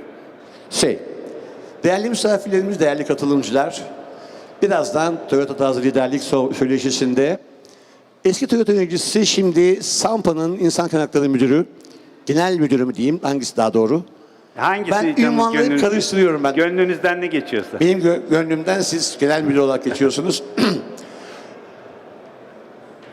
Birazdan nazar değdi bakın, söyleşimiz başlayacak. Bir de galiba küçük bir interaktif etkinliğimiz olacak. Lütfen Recep Bey'i takip ederseniz interaktif etkinliğimizde o da bizlerle birlikte güzel bir şey hazırladı. Kızlarımız hazır bekliyorlar. Eğer hazırsanız başlayabiliriz. Recep Bey, sahne sizin, alkışlarımızla. So Recep Yiğit from Sampa Automotive. Well, thank you very much, Yiğit, for your great contributions and for your great introduction to 40 minutes. I will talk about the leadership model, Toyota style leadership, what we do at Sampa Automotive, and I will talk about Sampa's journey. And I am going to finish 10 minutes earlier so that I can get your questions. Who am I? We have a booth at Hall 4. I am in charge of human resources at Sampa Automotive. We have some 4,000 employees, heavy trucks, and aftermarket sector, OEM industry. We have great operations there. We have footprint in 15 countries, 5 continents, and we are basically shining very brightly, and we work with end customers, we reproduce, we receive and collect their feedback. So this is an ongoing circle and cycle. And the most pleasurable manner with experience that I acquired at Toyota, the muscles that I acquired at Toyota, we convey it to the company. Who am I? I graduated from Kabataş High School, followed by a BA degree at Middle East Technical University. I was involved in this industry for the past 4 decades, and I've been mostly involved in the Japanese culture. I am one of the team members who established the first plant in Turkey, and I also worked at Toyota's different factories in the States and in other parts of the world. I will talk about how to improve human resources perspective, how to make sure that people find it more meaningful to work there, and how to make sure that we work with most utmost pleasure at a specific company. I will share this with you and I will then get your feedback. So all these exchanges, I make sure to do it on different platforms, different universities, different occasions. we share this experience with you because we would like to contribute to your work, and it's a great pleasure for me to be with you. I am lucky. I went to Marmara University, Karadeniz Technical University, OKAF, 19 Mayıs University, and here I am speaking in front of you. We're going to look at 4 themes here. We have managers with us. You probably have expectations about your company. What you should do to attain ideal results at your company. We may have employees with us today, and how to derive more pleasure from here, how to make sure that you shine brightly both for yourself and for your company. If you are preparing your CV, how to climb up the ladder as an employer and as a manager and as an employee. What should you be aware of to be more successful, to be happier, and to reach your goals? And then we're going to have a quick Q&A session if you have any questions. So what do companies expect from employees, and what about their objectives? Well, they all want their goals to be accomplished. They have profitability targets, they have efficiency targets, they have customer related targets. And the biggest dream of companies is to achieve those targets, like achieving them out of thin air, and they don't want to deal with any problems, and they always want all the indicators to be on the green part. So they don't really want to have any warning signals, they don't want any indicators to be on the red part. And of course employees would also like to see the returns of their efforts, but it is not always the case. So we're going to talk about what's really missing and where we fail, and where we fail to contribute, where we fail in a manner that prevents us from achieving our goals. We have raw materials, we have the input here, we have the material, we have the human resources, and there are things inside, and there is a certain outcome, but that outcome is never at the criteria that we would like to meet. We fall short of our goals, so we then deal with reclamations, and we then deal with customer complaints. So what to do to be more successful? And I'm going to talk about how accomplishing companies do it. I've seen it for 40 years, and I'm doing the same thing at Sampa right now. So let's see what we need to change to have an environment, have a win-win environment. This is a working environment, Hall 3, and this is the way that we work. There are certain problems that we encounter at work. Some of them are simple, some of them are complicated, and some others are chronicle and more complex. I didn't resolve it, the ones before me didn't resolve it, and probably the ones after me won't really solve it. Well, am I the one to say that? Well, whatever. Well, this is one of the toxic traps that I fall into. Am I the one to save this, looking at all those people who failed to do it? Well, so there are problems related with stocks and materials and quality problems and shipment problems. There are all those problems, abundant problems. Who is going to solve that? We look at the boss. Why does the boss employ us anyways? Why are we the engineers? Why are we the managers? Are we going to escalate everything? So that's why that environment and the climates where this environment is really not ideal, we're going to talk about it. Well, but we also need to look at companies that have implemented that and that have achieved user satisfaction. Why am I unable to do it, and why am I not really shining? and although I do everything like they do, it's because I don't really internalize it, and that's why I don't really implement it. And the ecosystem that I desire is never ever established. So, how to really establish this ecosystem? Without an ecosystem, what really happens? On one hand, we have OHS problems, significant accidents take place. Some of them are deadly, unfortunately. Quality-related problems, and we face and production delays and efficiency drops, so costs go up, and it all turns into a chaos. And the boss is enraged. So what should we do? Win-win for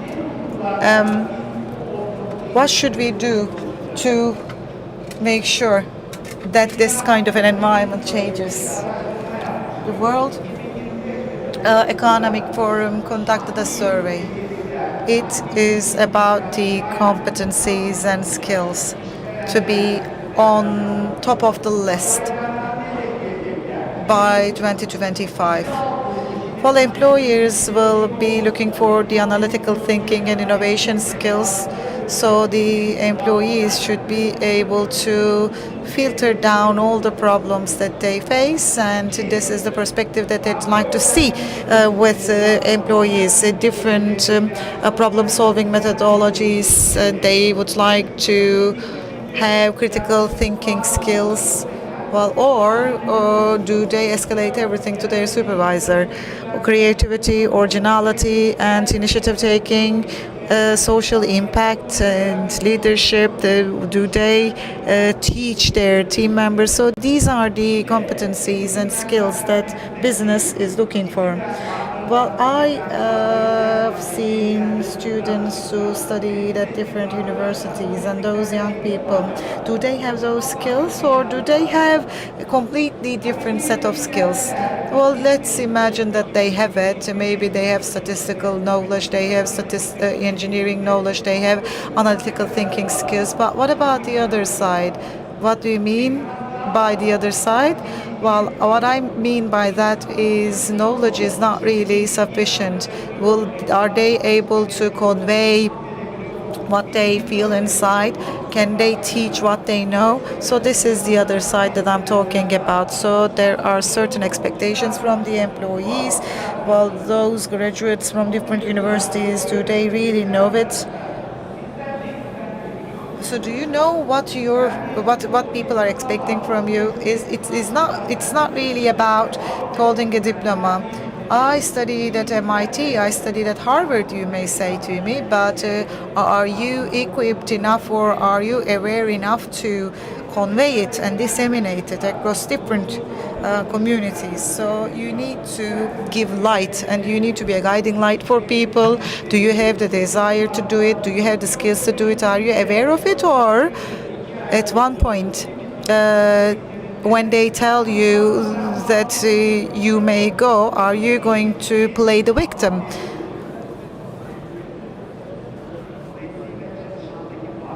So the awareness with the employees, they're quite important, and employers' awareness, it also counts a lot. It matters a lot. And some key competencies will be desired: data analysis, ChatGPT, artificial intelligence, awareness for sustainability, financial statements and comparison, robotics technologies. Are they able to interpret the data? Do we have these skills? Well, the fact that I have this diploma, the fact that I graduated from a particular university, is that really enough? So this is what I mean by double-winged leadership. Well, first you need these basic skills, competencies. If I'm the employer and if I'm recruiting that lady in front of me, I need to look if she holds those basic competencies. And on the other side, I also need to look at it, a very highly skilled a highly knowledgeable person equipped with technological and engineering skills, but they may be quite negative in character, or it may, for example, cause toxicity. So that's why we need two strong wings so that we can take flight, we can fly. And this is the logo of Sampa. And these are the employees who can contribute to the flight and flying skills of Sampa. Okay, we recruit people, or we have people in the functions that we desire, and let's have a look at things from the eyes of the employee. I have my dreams. I graduated from university. I am on the honorary list. Well, I am successful. I made it, and I'd like to do the best thing at the best institution. I take a step inside the institution, but what about my expectations? And are they really aware of it? Are they aware of my expectations? That is quite important. And let's see what employees are asking from us.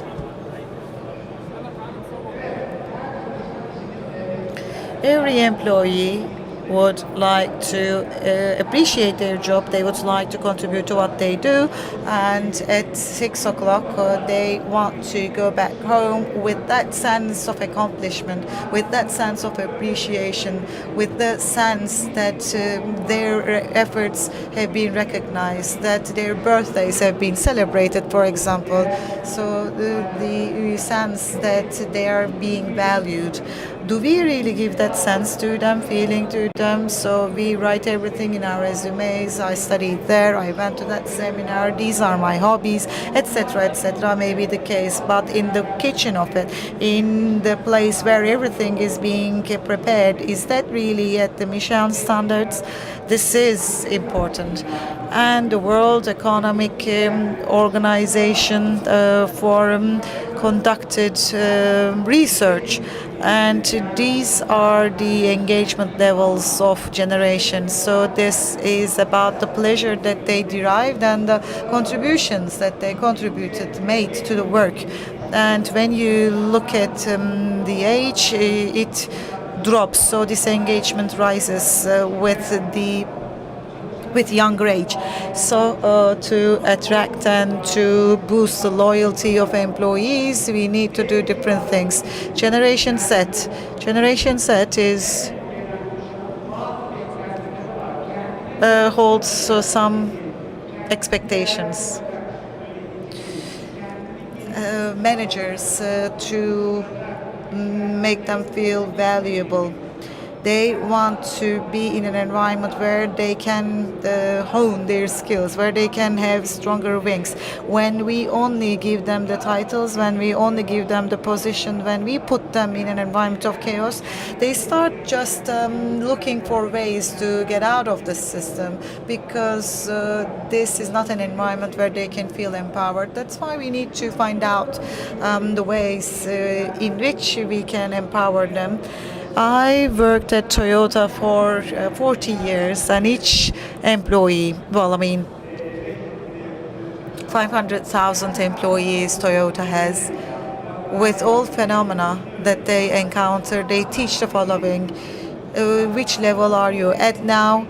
If the problem that you encounter is saved, so what about the divide between the existing level and the level that you'd like to attain? Nomiya-san, Kubata-san, they're not going to solve it. You are going to solve it. So every employee is encouraged to improve their muscle. And Generation Z was asking for it, right? They want to see and they want to have environments where they are empowered, where their wings can be strengthened. So it may be a quality problem, efficiency problem, it may be a production problem, it may be a profitability problem, logistics problem, whatever happens. So if you were in my shoes to solve that problem, how would you do it? So in this case, don't expect a solution from me. Will you really put your hand underneath the rock and knowing that there are certain expectations from them, they start working on it. I may come up with ideas, I may find the root cause, I may develop a different perspective. They start seeing things, and by doing so, they realize the bottlenecks and they realize all the problems that will push them down, so put them down. So even before the problems being escalated to Sampa's CEO or Toyota CEO, problems are solved. This is called Kaizen, so continuous improvement, well, small bits and pieces of improvement. So there are certain steps for it. The first is using five senses, and you need to set your goal and analyze your current situation, existing situation, come up with a proposal, make an implementation plan, execute the plan, and evaluate the method. So everybody can solve any problem. I am a manager. I have it. You got me. You're the expert and you can't really do it. You're only a guardian waiting in front of the door. You can't do it. No, everybody is in charge of solving the problem that they encounter. And I'm going to talk about how Toyota managed it.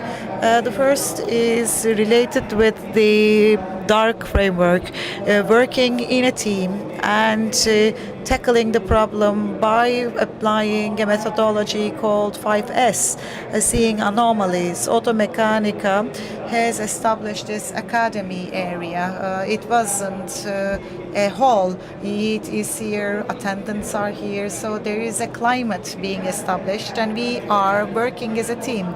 So we have established an environment here. It's a teamwork and there is a voice here. There is someone on the stage and something is taking place here.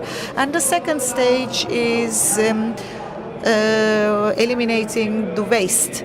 And when you start seeing things, you also see waste. It is called the eagle's eye, as Toyota employees would call it, because the eagles are able to see their own game.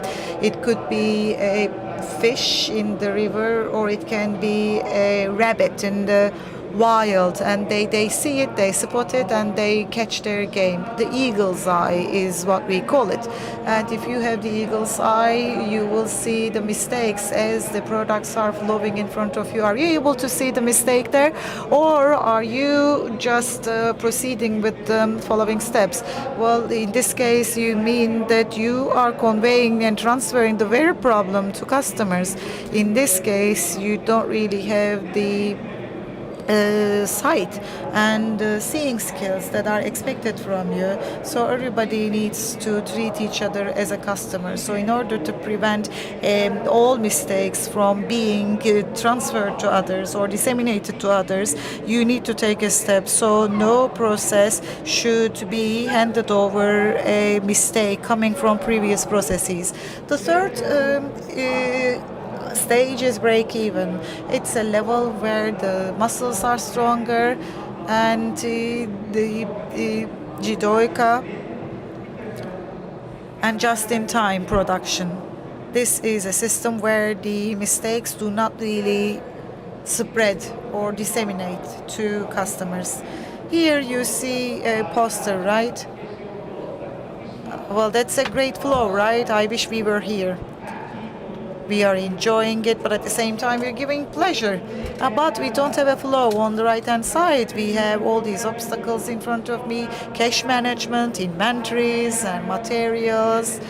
So we cannot really produce it, and lightning and thunders. So all the problems are there. Am I seeing these problems? Am I following a methodology that allows me to solve it? So look at this.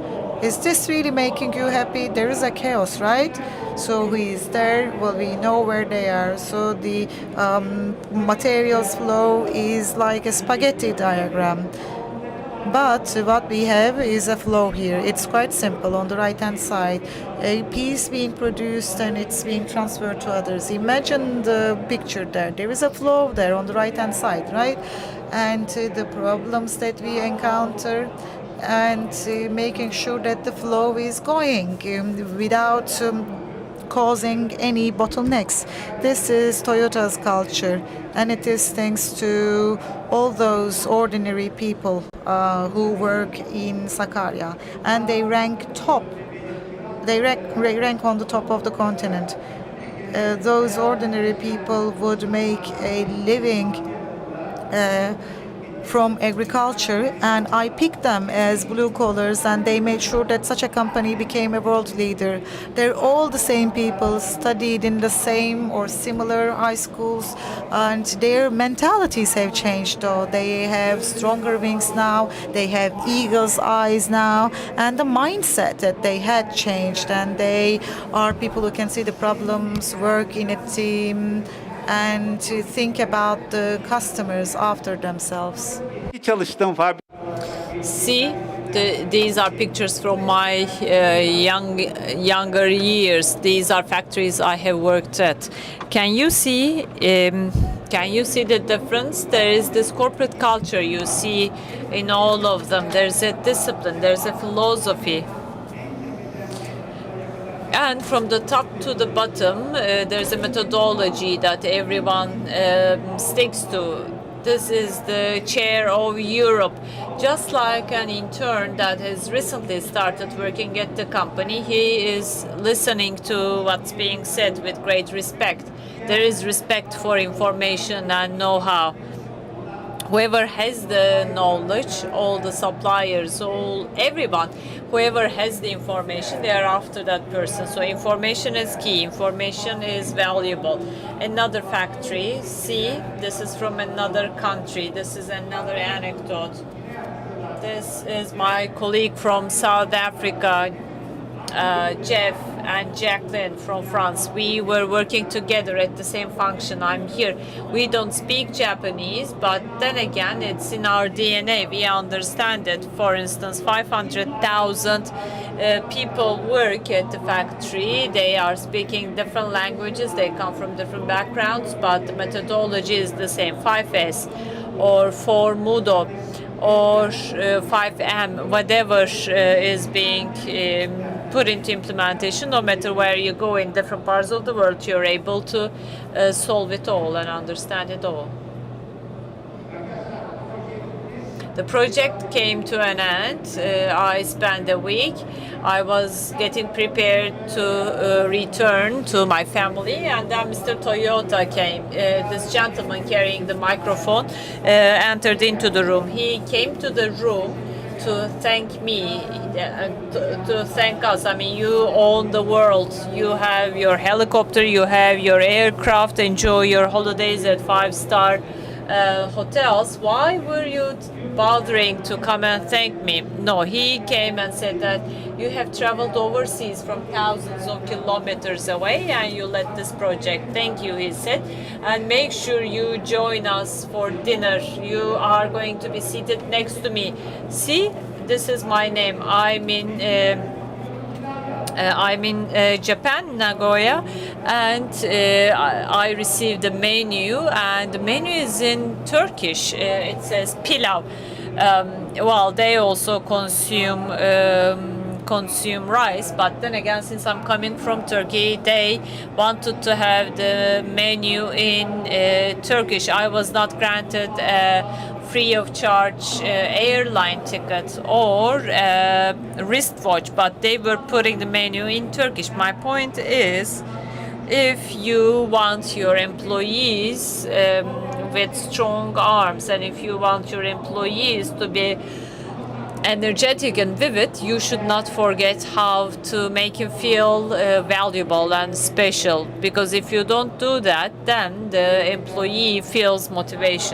So standards are extremely important in this culture. Methodology, 500,000 employees at 5 factories, all using the same methodology. So from the newly recruited all the way to retirement, the same methodology is used. From the bottom to the top, from the team leader all the way to the director and CEO, everyone is a part of the puzzle. Everyone has a certain developmental track to follow. Like A newly recruited employee goes through certain trainings, and then in time, which muscles are developed, which processes of the company are developed. Everyone has a roadmap to follow, and thus the employee knows that I am being observed by certain people, I am being mentored by some people at this company, and as I do that, I am able to resolve issues. That's why everyone is able to learn from one another, everyone is to recognize one another, no more silos. Around a joint problem, people come together and everyone seeks a solution. There's a leader here. See, this is a very important thing. There's zero turnover in this company. You know why? Because everyone feels that the company belongs to them. So they believe that their mission is not over, and no one just leaves the company just so. Because they have strong group leaders, they have strong team leaders. In short, the basic values and assets are about developing personnel. Just like a rose blossoming, it starts with a small bud and then it blossoms and becomes a full rose. See, in this blue world, everyone knows about the capabilities one is expected.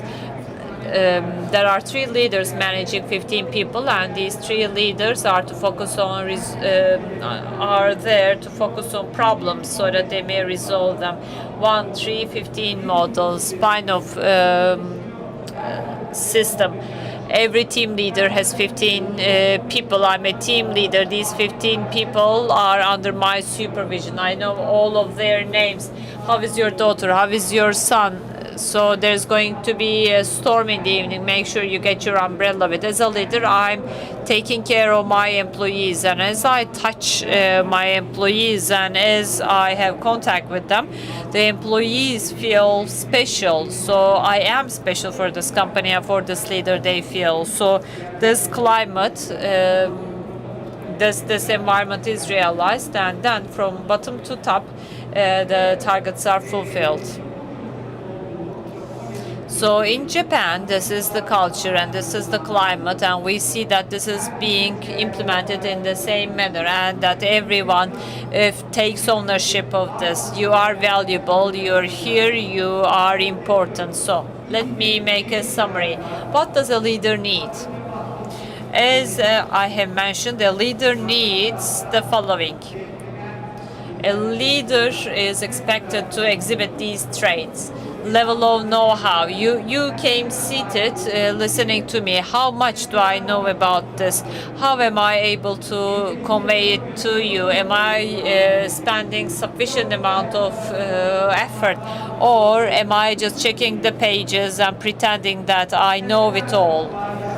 You know, I am, my approach as a coach, how close I am, how do I use my body language, how do I make observations. All of these play an important role because these are important traits for a leader. So these are the attributes, traits that should be in existence in leaders. Leaders are the ones that make a company, and they are trying to realize these 4 P's. The first P is philosophy. The second process, whether the processes are to follow.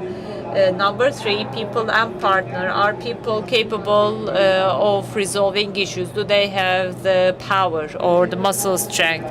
Last bit, dear colleagues, and then we'll have a Q&A session.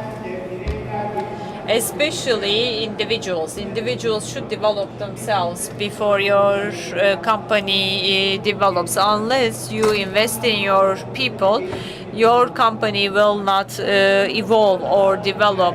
Toyota type leadership, that's very important. This is the team from end to end. Everyone is able to read the whole vision.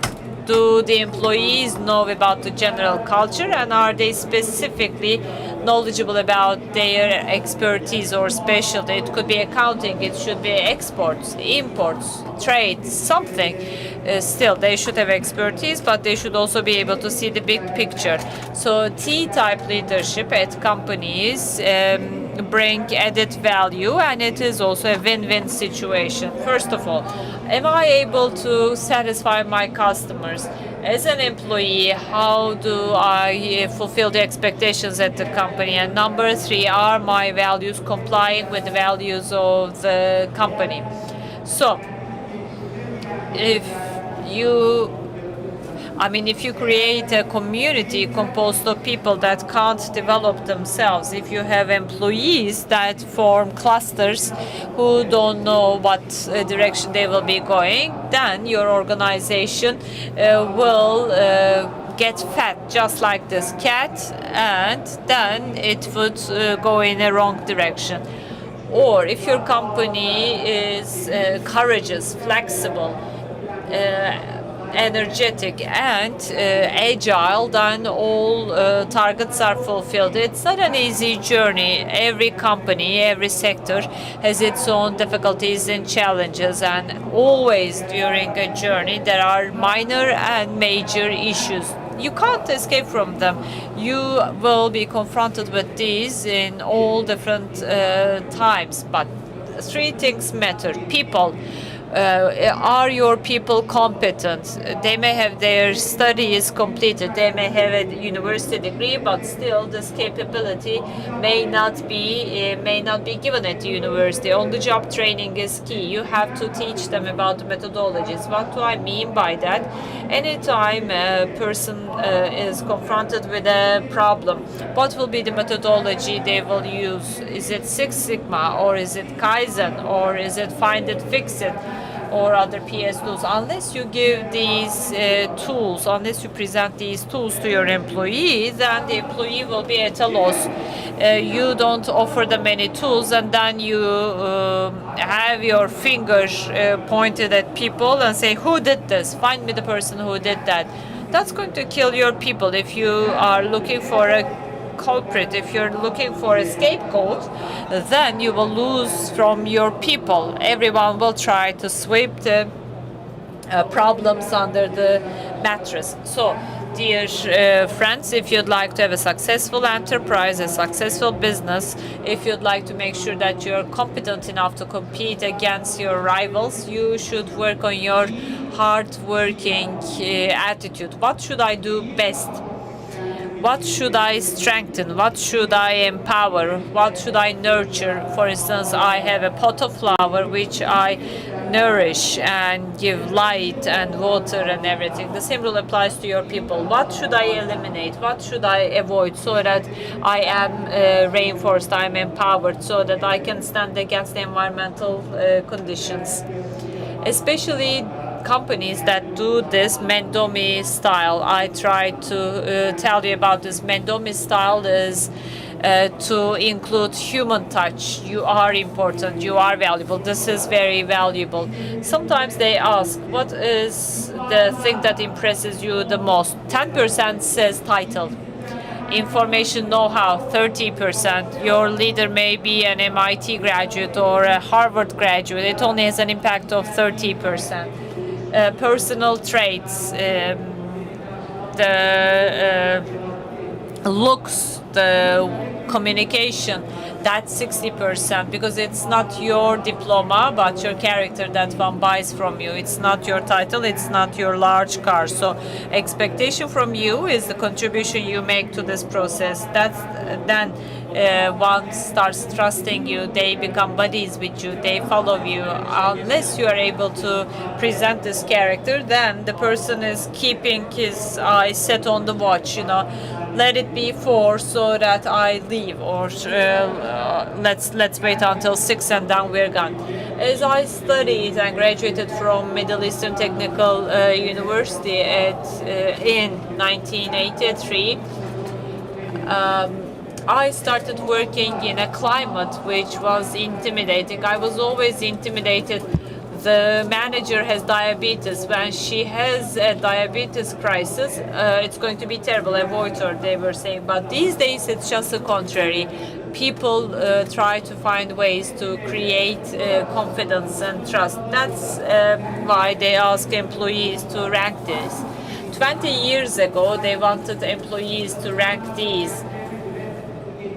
these are competencies that they ranked. I did it today, I have done it tomorrow, and you said that this is your ranking. Take a look at number 2. 20 years ago, managerial skills to establish relationship and to give room for one's employees to develop themselves was number 5. So that was the last priority. These days it's number 2. So leaders are expected to have the human touch. It's not the company but the leader that we consider. It's not the company we leave, it is the leader that we leave. It is not for the sake of the company but for the sake of the leader that you resolve issues. I am about to come to the end. Thank you very much for your attention. If you have any questions, you're most welcome to ask them. So, people who are willing to change jobs, candidates, young people, do you have any questions? Yes, we have a candidate. Are you going to start anew? Yeah, great. All the best. Yiğit Bey, anyone willing to ask a question?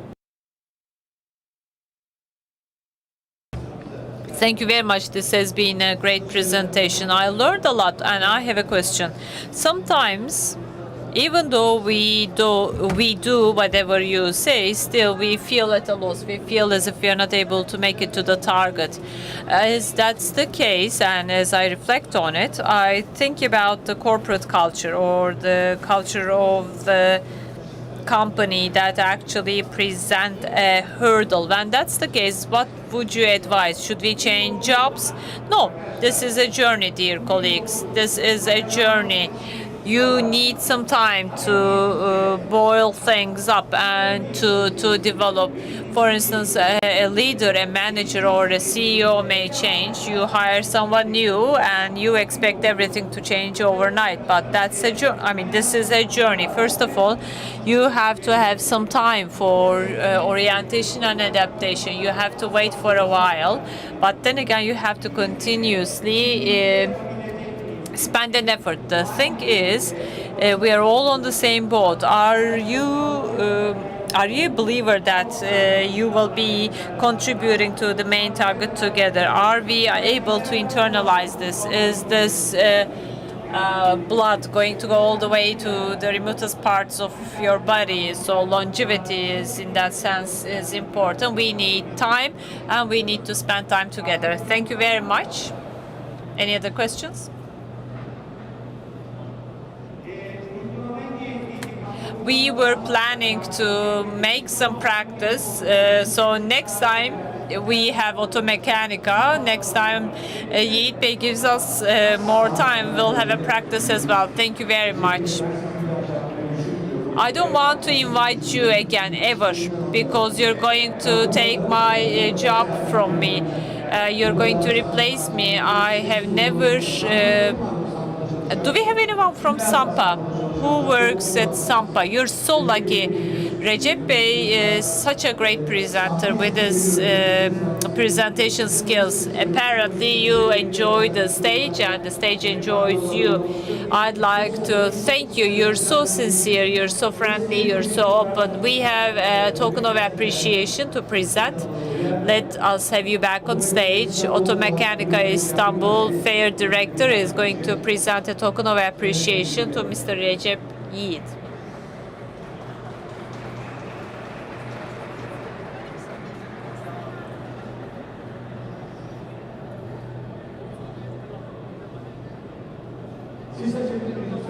Can we have the sound?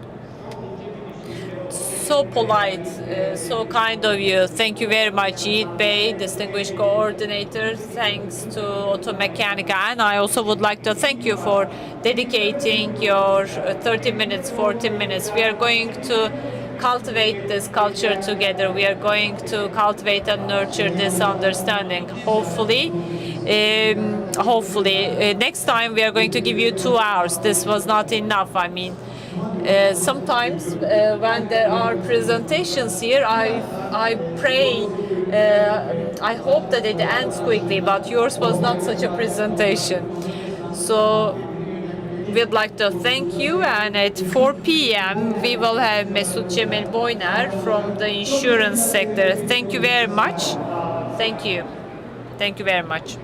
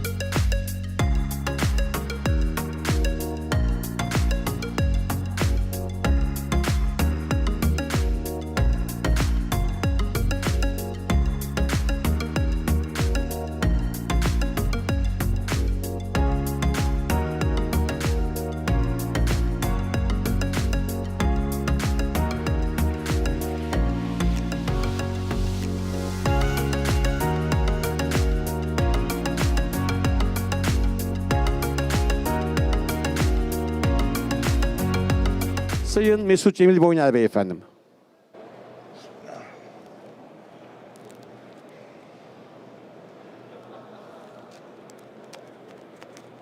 Mikrofon açık mı? Herkese merhabalar. Good afternoon, everybody. I will introduce myself.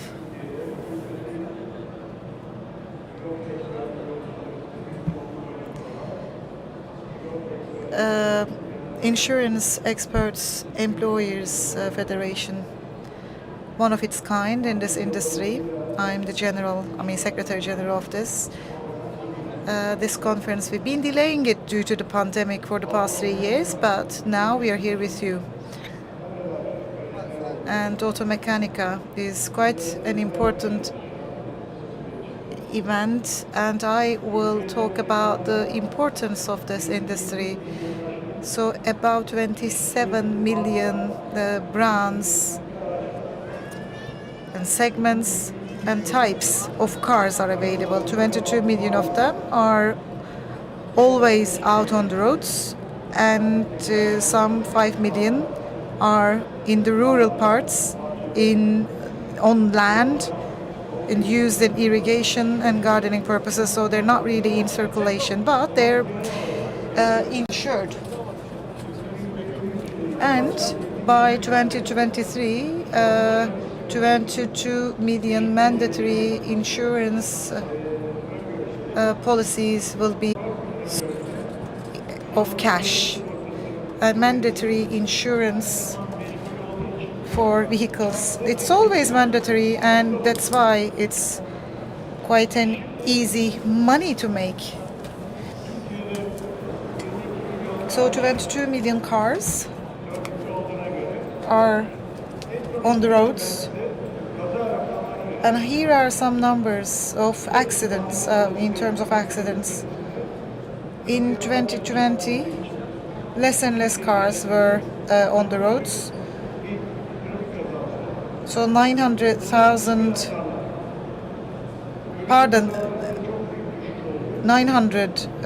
cars happened.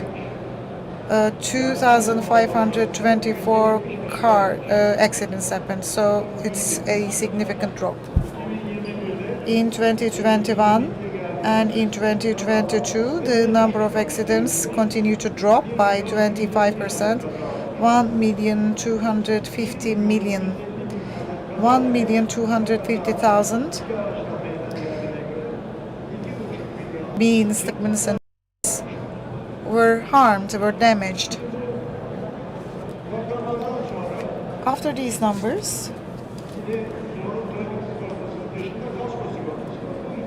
there is motor insurance, and it's optional. You don't have to do it. So 7 million cars have motor insurance, and 1.4 million of cars had accidents, and cash raised is 45 billion. After the accidents, Automechanika, that is the reason why Automechanika is quite an important event. When you think about all these spare parts, components, electronics, all the parts and components, they're being manufactured at different standards, and R&D activities are conducted for them. And car owners, during the repair and periodic technical work, and at the time of accidents, we need them during these in these incidents. For example, the covering components. The second is mechanics.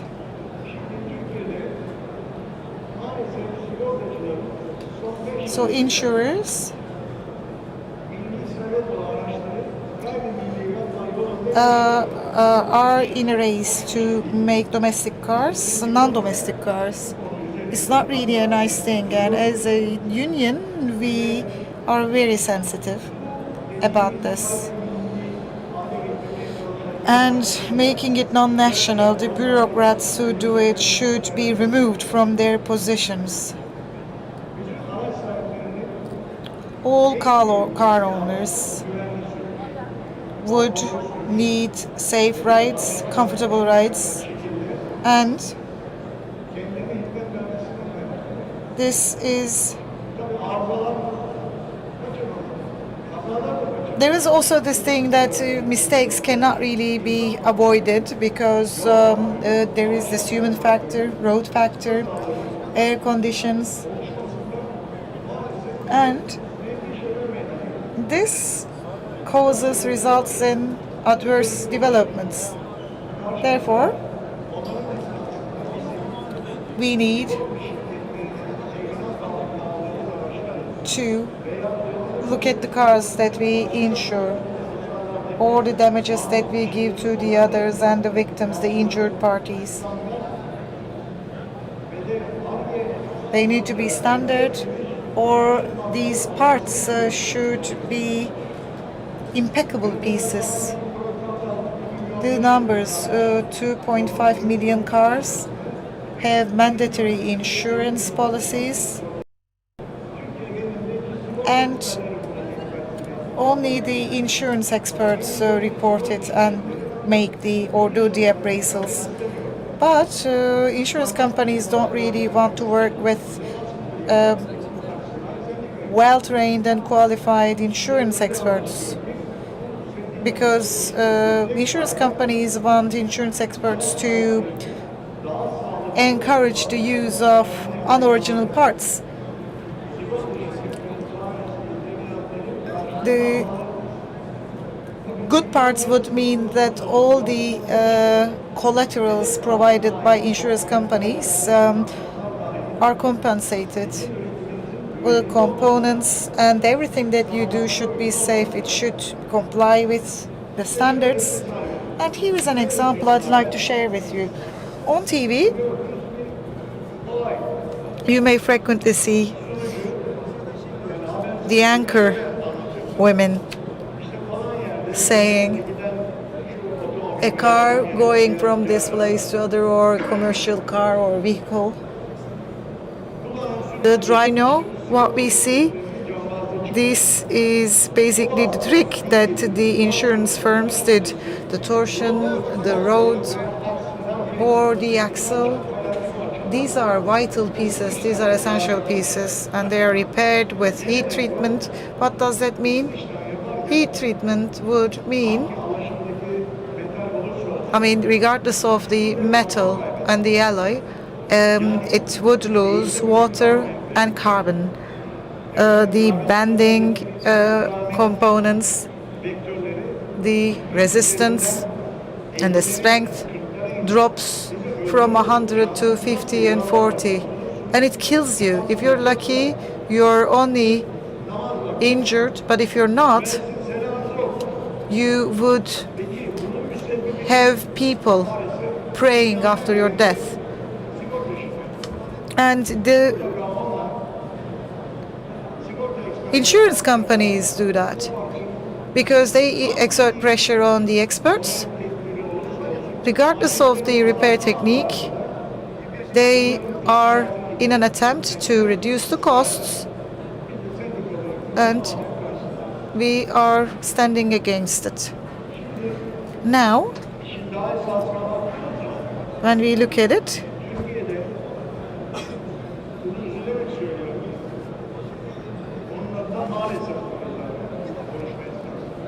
well, unfortunately, car owners in Turkey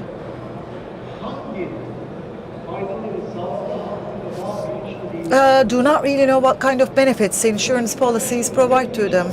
The first reason may be that they don't really want to raise awareness because it's mandatory traffic insurance, right?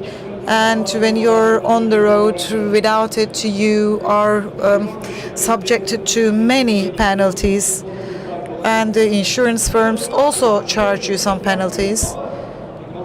But at the moment of an accident, you don't really remember that you benefit from the counterparties insurance when you are the injured party. Insurance firms making or creating a supply chain in itself, or it may be the equivalent part. So they send all these unoriginal parts to you by exerting pressure, imposing pressure.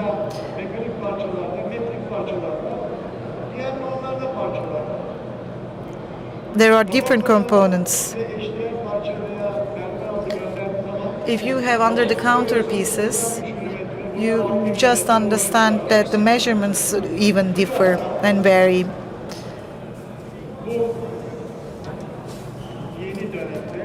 In the coming period, we are emphasizing it again and again. Everything that you see in Automechanika, great R&D work is basically constituting its basis, and these amazing components and pieces and parts must be delivered to car owners for the riders' safety. And this is something that we are going to present to the government. We have taken some steps for it, and hopefully we're going to be successful. There is no reason why we can't be successful. One thing that I wanted to emphasize again and again was this. People are taking out policies, what kind of benefits it brings to users, and what about their rights. They need to be made aware of this. So of course all the deal is amazing here, but the parts in this country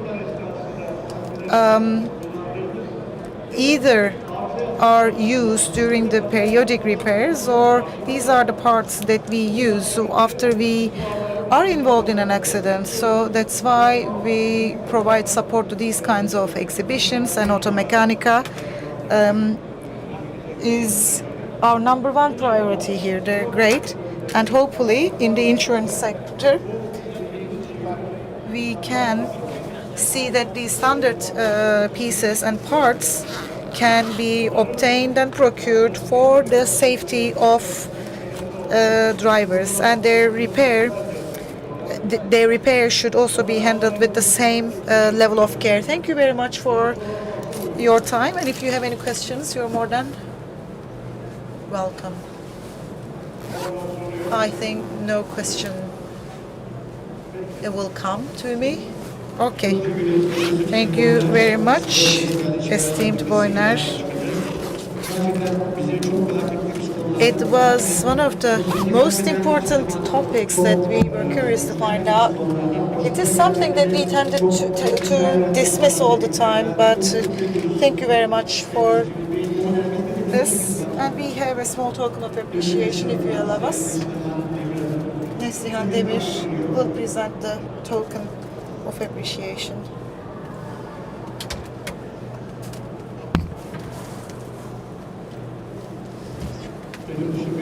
Thank you very much. At 5 o'clock in this area, we're going to have fun with a beautiful concert. In this concert, you're all invited to this concert.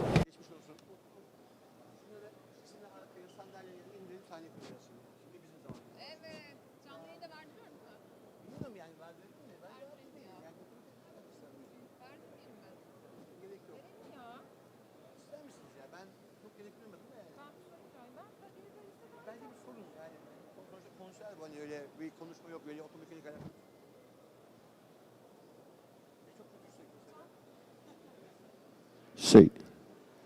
Kapatalım. Sahneyi kim kuruyor? Sahneyi beraber kuracağız, beraber kuracağız. O değil. Hayır o da değil. Şu. Se tamam.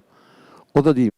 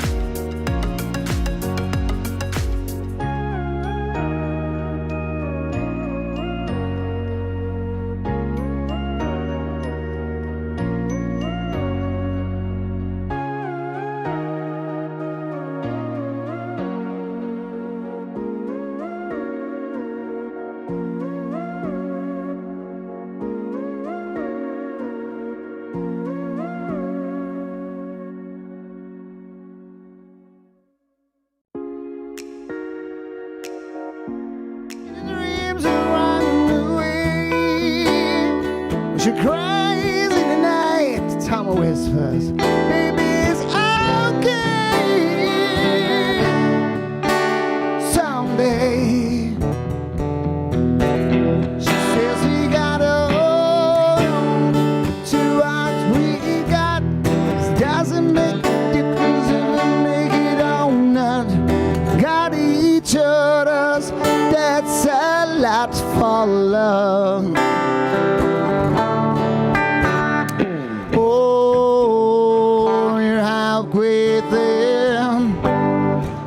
Oh, living on a prayer. Take my hands and make it, I swear. Oh, living on a prayer.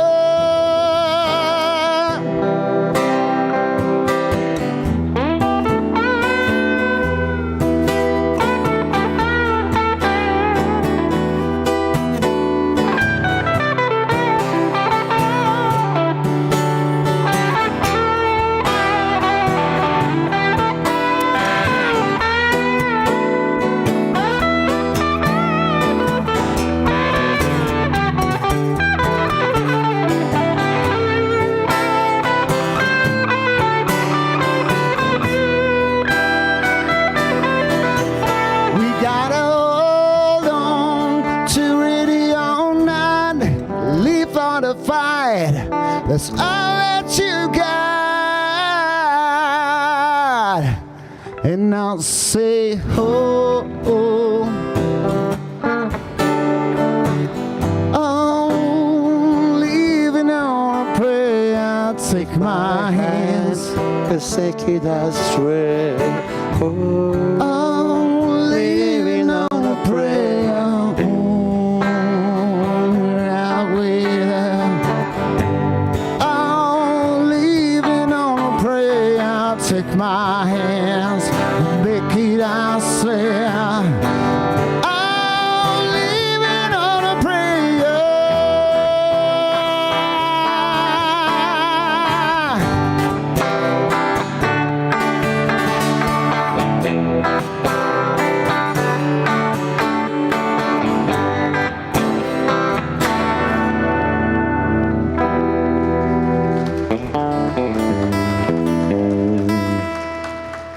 Efendim herkese iyi akşamlar. Automechanika'da Automechanika Band olarak ben BA kısmı, o N ve D kısmı. Karşınızda Umut Okutan ve ben Yiğit. Hani dolaşanlar belki bir görmüşlerdi. 2 gün, 3 günden beri burada nefes patlatıyoruz ama biraz eğlenelim. Biraz güzel zaman geçirelim dedik ve istek şarkılarınız varsa eğer Umut'a söylüyorsunuz. Umut biliyorsa mutlaka size söyleyecektir. Sesimiz iyi mi Umut? Çalmıyoruz abi. Çalmıyor muyuz? Peki. Okey. İban verirlerse. Bir su rica etsek öncelikle.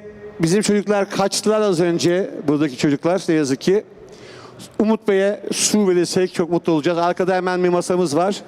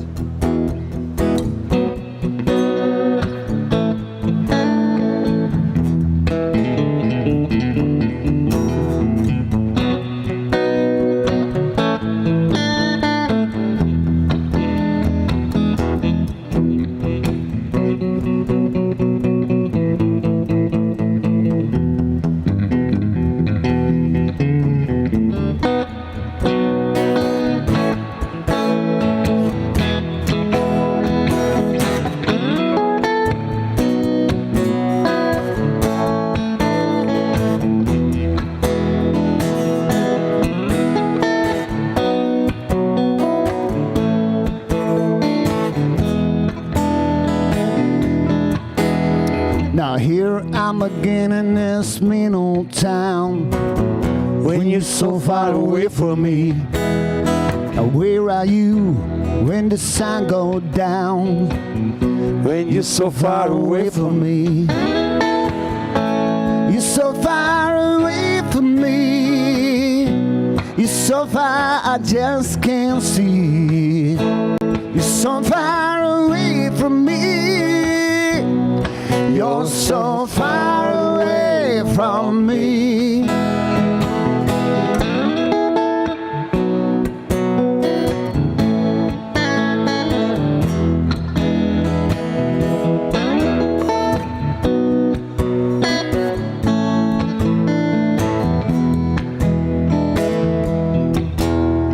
I'm tired of being in love and being all alone when you're so far away from me.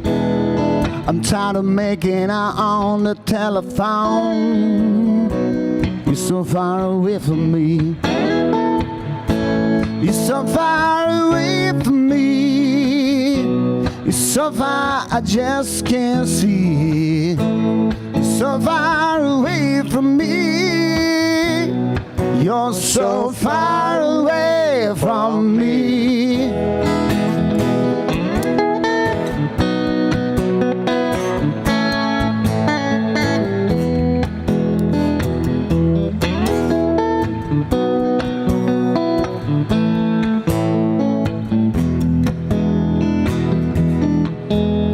And I get so tired when I have to explain when you're so far away from me. See, you've been in the sun and I've been in the rain when you're so far away from me. You're so far away from me. So far I just can't see. You're so far away from me. You're so far away from me.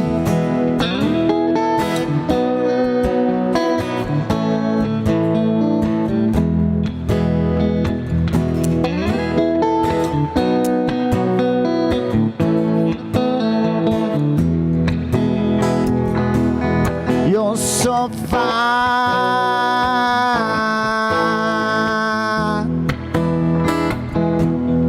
You're so far.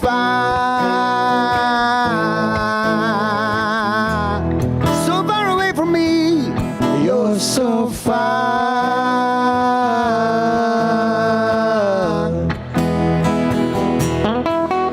So far.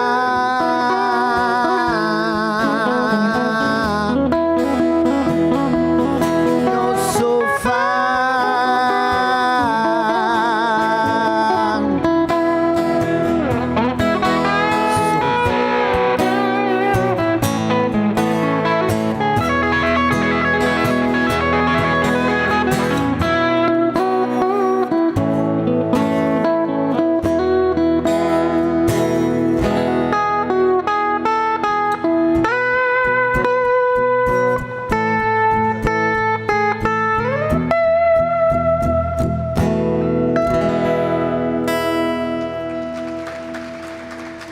Umut Okutan. İyi top. Efendim şimdi bir istek parçamız var. Automechanika ailesi adına bu istek parçayı çalacağız sizlere. Dürüyemin gülmeli kalaylı.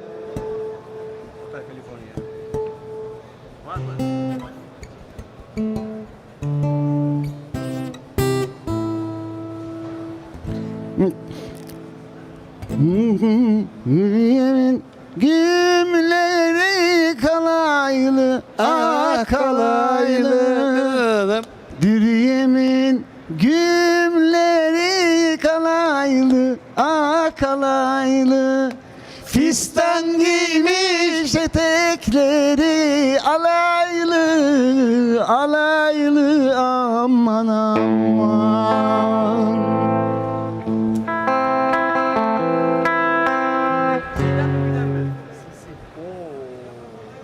Kendini kaybetmişsin oğlum sen.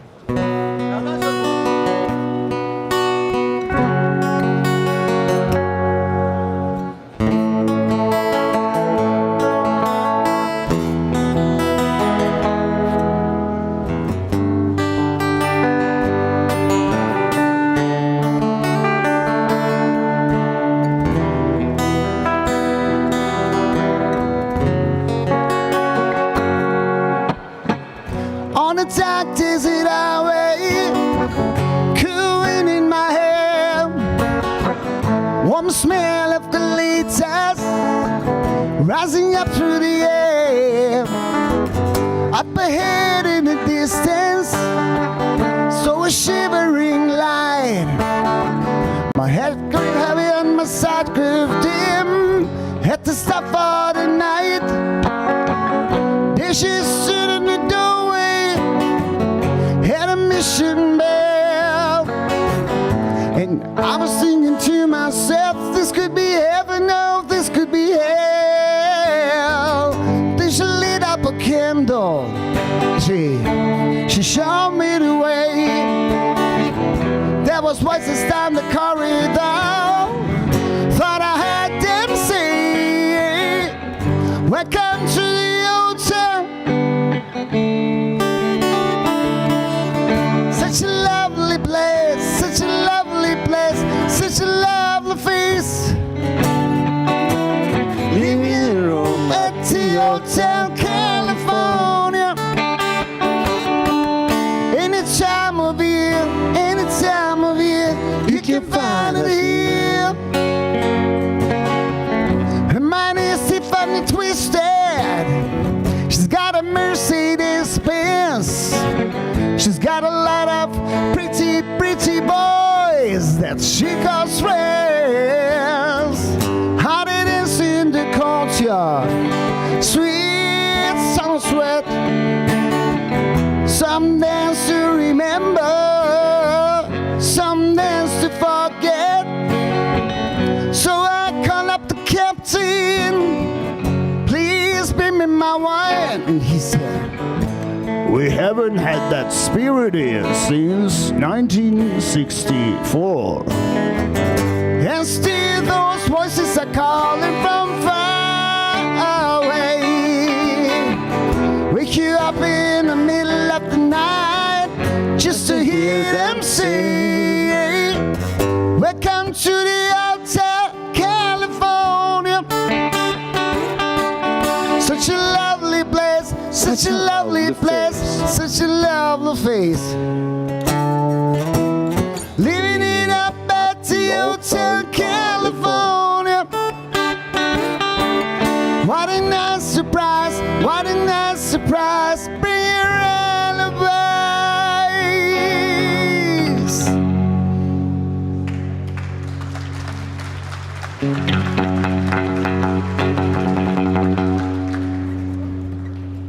Mirrors on the ceiling, pink champagne on ice. And she said, we all are just prisoners here of our own device. When the master's chambers, she got it for the feast. Stab it with a steely knife, but they just can't kill the beast. Last thing I remember, I was running for the door. Had to find a passage back to the place I was before. Relax, Saturday night, man. We are programmed to receive. Check out anytime you like, but you can never leave.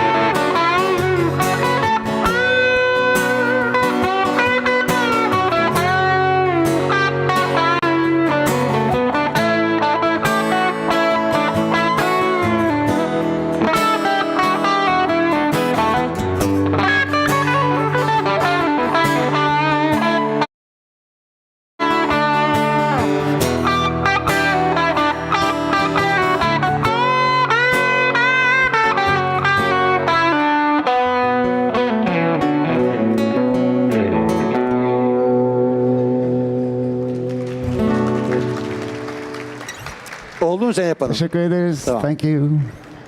Bu arada Şevval Hanım'ın annesi de çok sağlam bir Bon Jovi hayranıymış. O da Bon Jovi ile büyümüş. Bir tane daha Bon Jovi çalabilir miyiz onun için?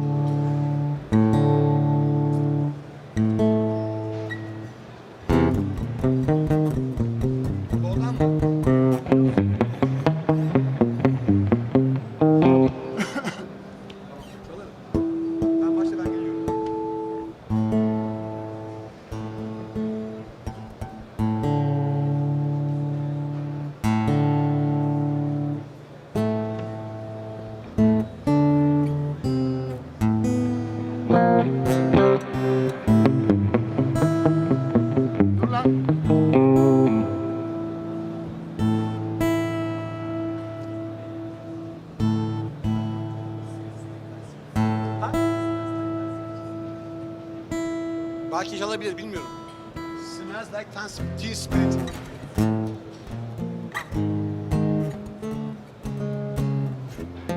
O kadar... Ha, şimdi.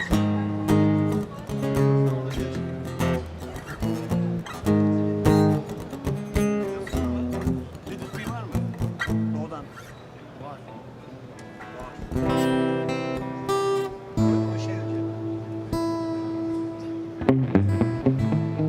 Yapalım mı onu?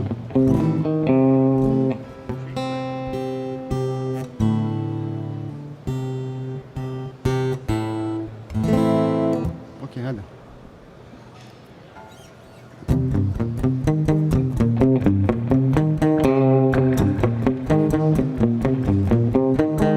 Angel smile is what you sell.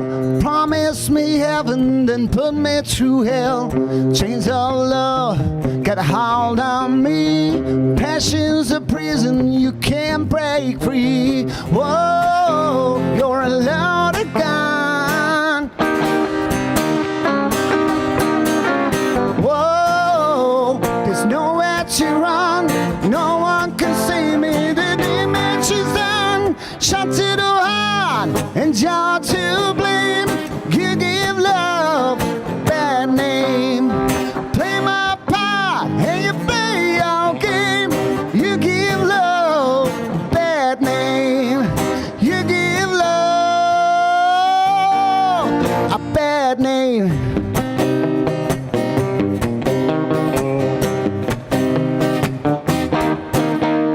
Paint your smile on your lips, blood red nails on your fingertips. Schoolboy's dreams, you act so shy. Your very first kiss was your first kiss goodbye.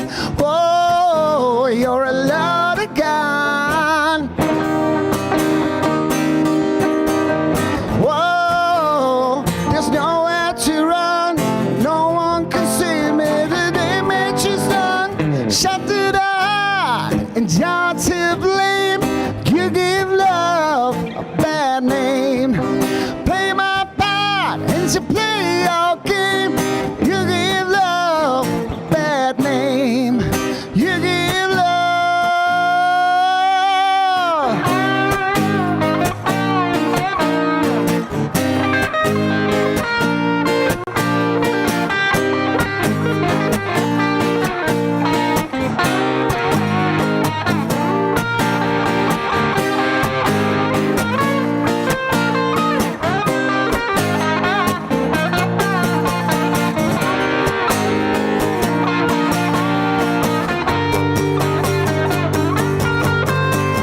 Shot to the heart and you're to blame. You give love bad name. Play my part and you play your game. You give love a bad name. Shot to the heart and you're to blame. You give love a bad name. Play my part and you play your game. You give love a bad name. You give love a bad name.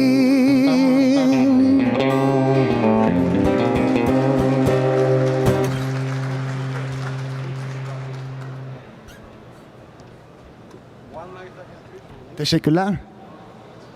Söyle neydi? Bir şey istediler dediğinde. Bir de sana bir şey söylediler.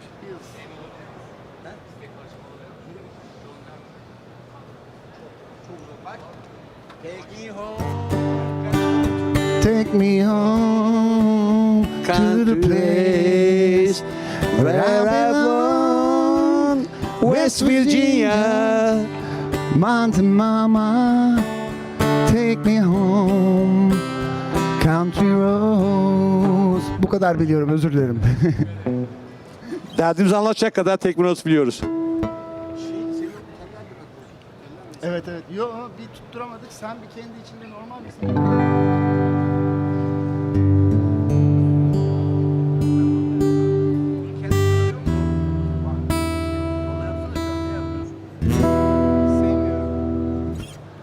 Hadi bakalım devam edelim. Neydi? Beatles.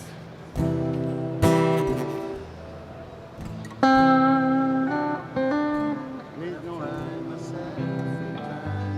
Sonra tamam.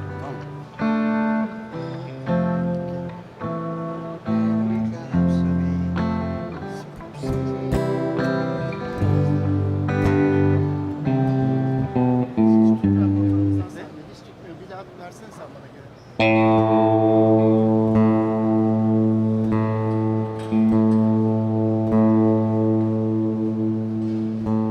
Tamam bekle.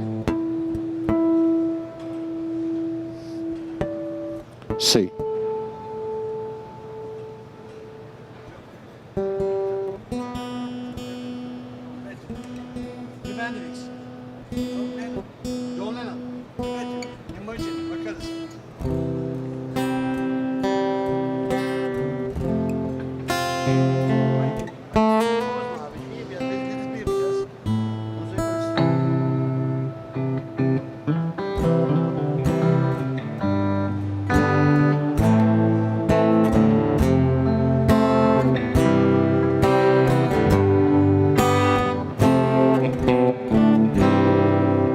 When I find myself in times of trouble, Mother Mary comes to me, speaking words of wisdom, let it be.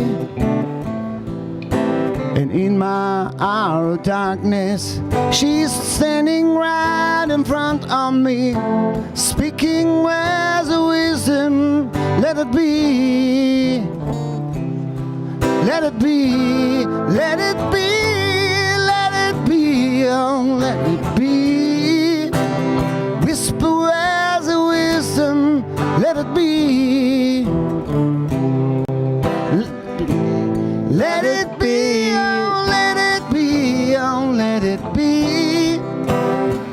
There will be an answer, let it be. When the light is cloudy, there is still a light that shines on me. Shine until tomorrow, let it be. And I wake up to the sound of music. Mother Mary comes to me, speaking words of wisdom, let it be. Let it be, let it be. Oh, let it be. There will be an answer. Let it be. Let it be. Let it be. Oh, let it be. Oh, let it be. There will be an answer. Let it be.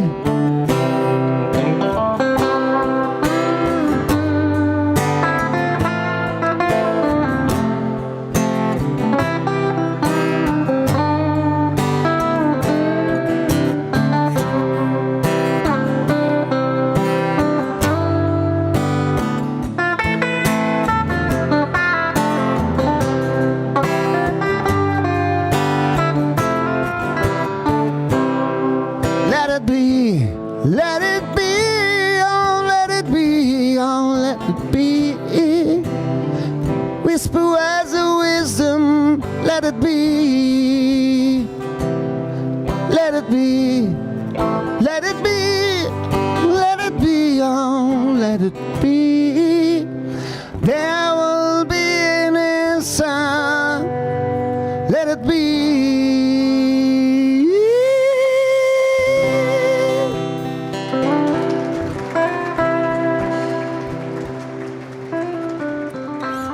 teşekkür ederim. Ederiz. Sen kendi teşekkürünü kendin et. Teşekkürler. Bunun sesi niye bu kadar az geliyor?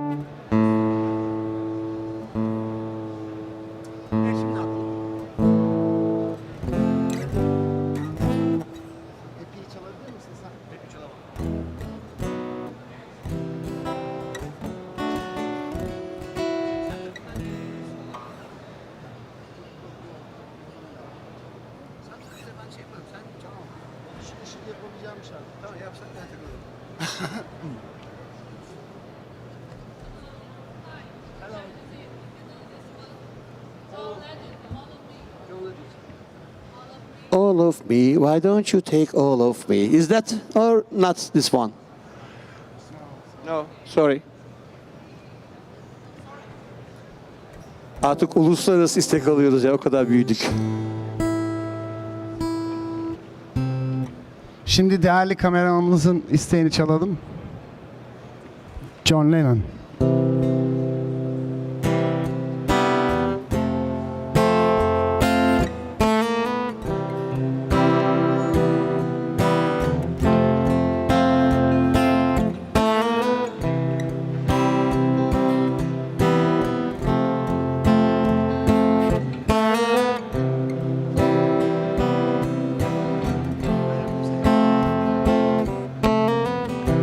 Imagine there's no heaven.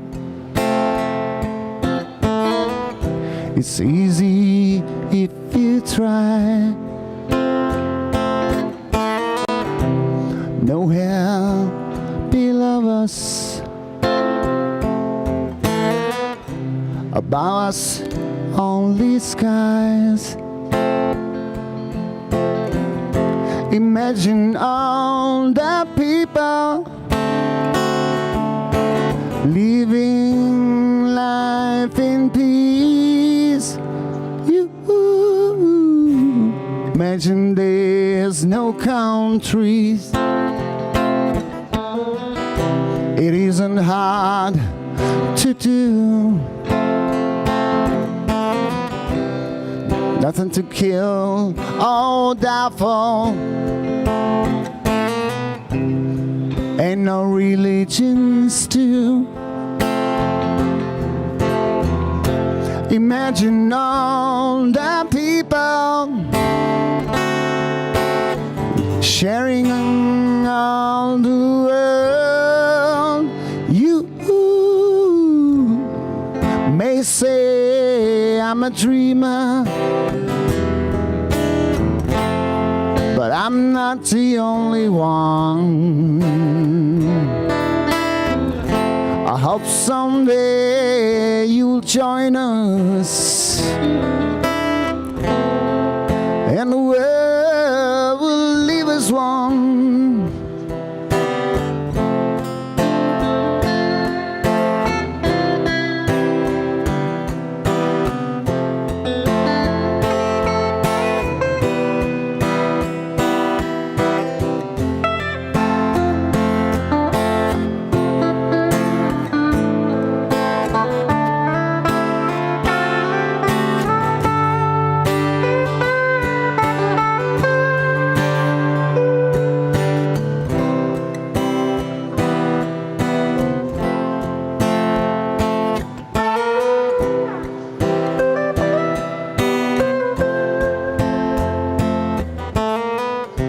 Imagine there's no possessions. I wonder if you can.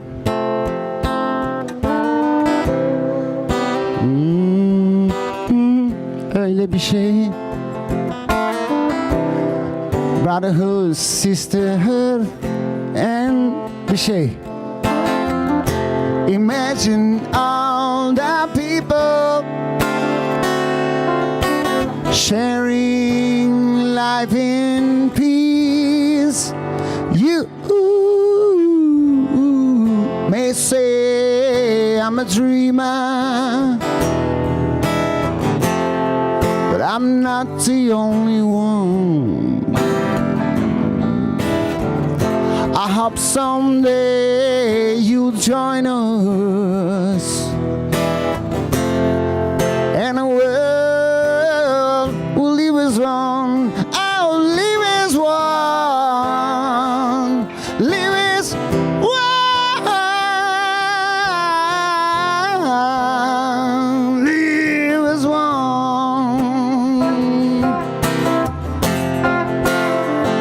Leave us one.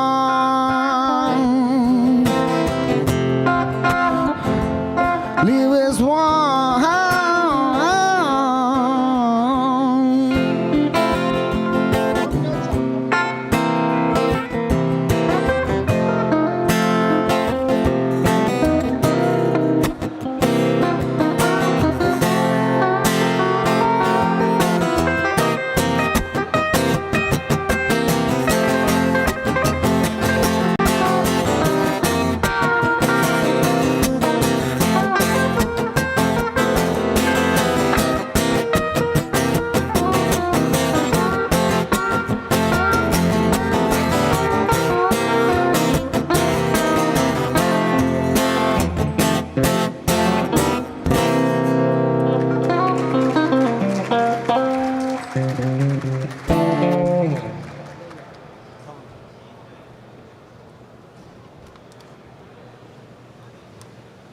Manifronatik mi Mani mi? Pink Floyd'dan mı Manifronatik mi?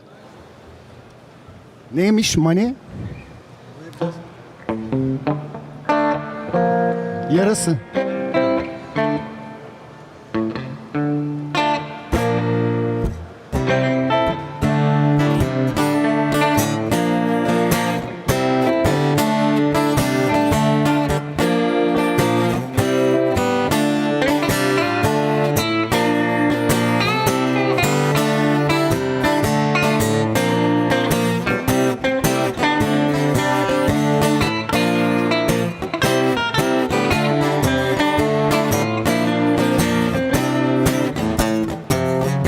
Why would you when you get lonely? No one waiting by your side. You've been running out of much alone. You know it's just a foolish pride, Layla. Got me on my knees, Layla. Begging, darling, please, Layla. Darling, won't you ease my worried mind? Try to give you consolation when all your men had let you down. Please don't say you'll never find a way. Tell me all my lies in vain, Layla. Got me on my knees, Layla. Begging, darling, please, please, Layla. Darling, won't you ease my worried mind? Let's make the best of the situation before I finally go insane. Like a fool, I fell in love with you. You turned my whole world upside down, Layla. I got me on my knees, Layla. Begging, darling, please, Layla. Darling, won't you ease my worried mind, Layla. Got me on my knees, Layla. Begging, darling, please, please, Layla. Darling, won't you ease my worried mind?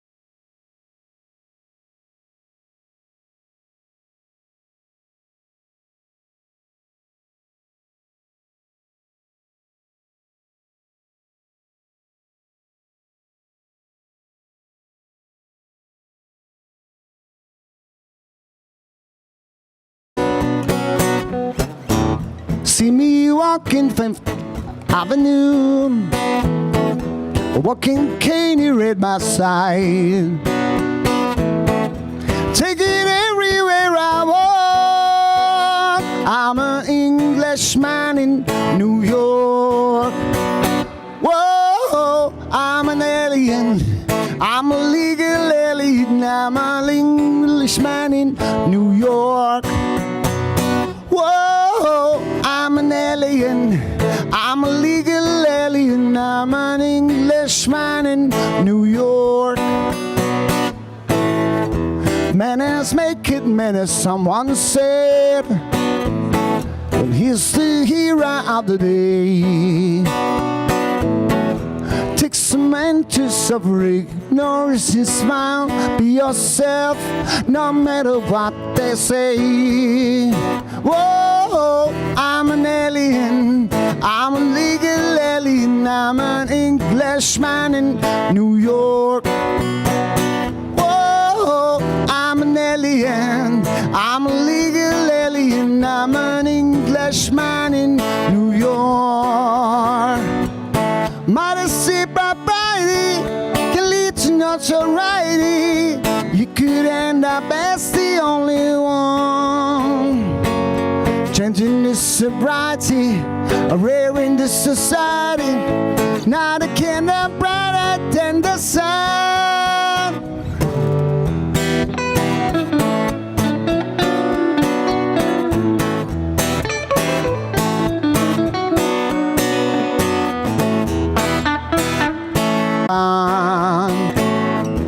Manners make it manners, someone said. He's the hero of the day. Takes a man to suffer, ignorance and smile. Be yourself, no matter what they say. Whoa, I'm an alien. I'm a legal alien. I'm an Englishman in New York. Whoa, I'm an alien. I'm a legal alien. I'm an Englishman in New York. Be yourself, no matter what they say.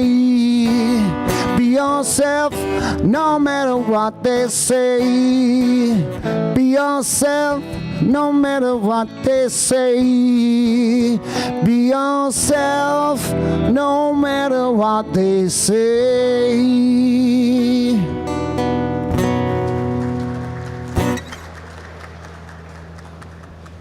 Teşekkür ederiz. Thank you.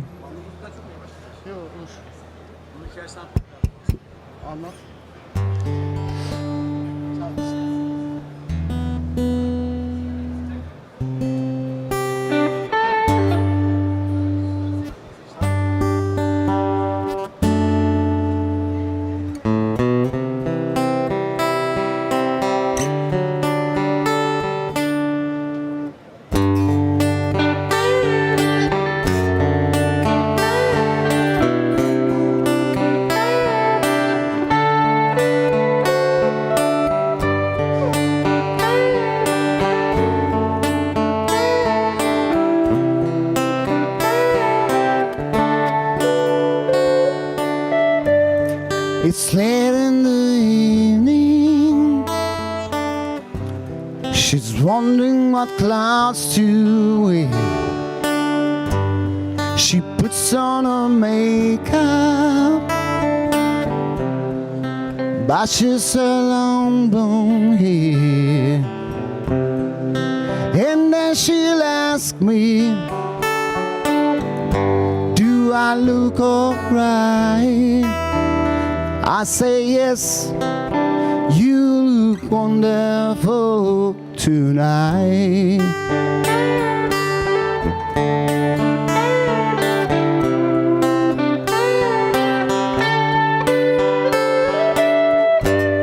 We go to a party, everyone turns to see this beautiful lady is walking around with me. And then she'll ask me, do you feel alright? And I say yes, I feel wonderful tonight.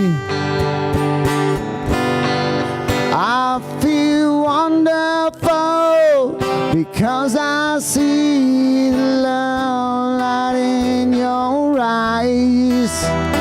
Then the wonder, oh, it all is that she just don't realize how much I love you.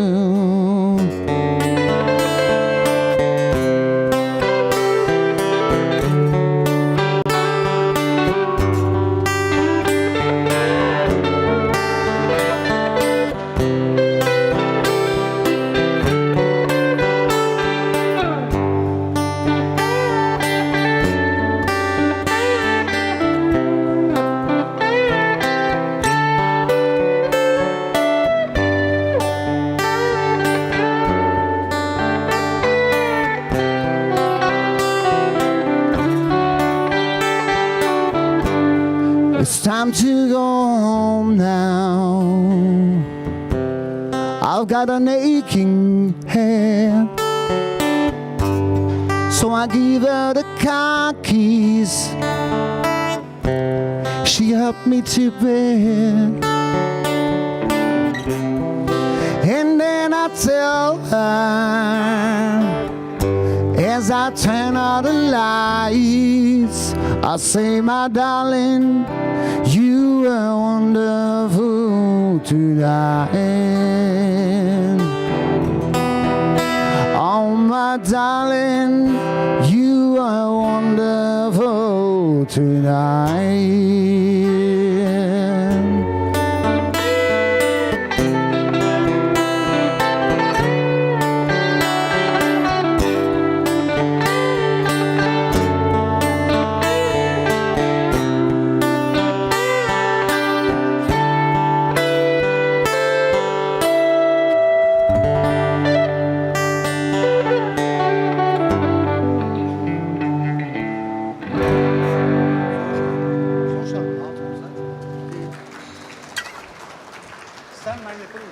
Ben de onu diyecektim.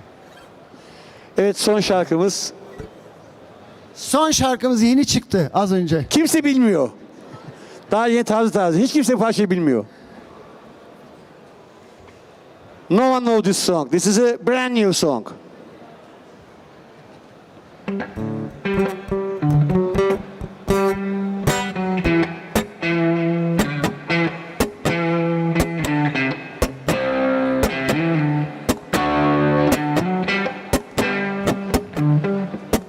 When the night has come and the land is dark and the moon is the only light we see. No, I won't be afraid. No, I won't be afraid. Just as long as you stand by me. So darling, darling, stand by me. Oh, stand by me. Whoa, stand by me. If the sky that we look upon should tumble and fall, all the mountains should crumble to the sea. I won't cry, no, I won't cry, no, I won't shed a tear. Just as long as you stand by me. So darling, darling, stand by me. Oh, stand by me. Whoa, stand by me, stand by me.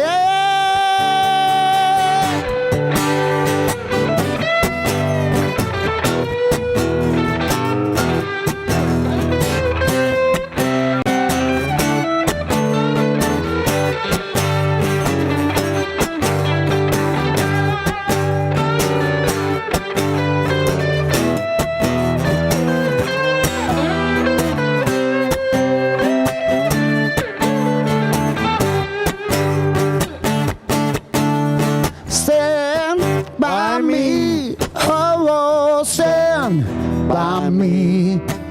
Oh, stand by me, stand by me.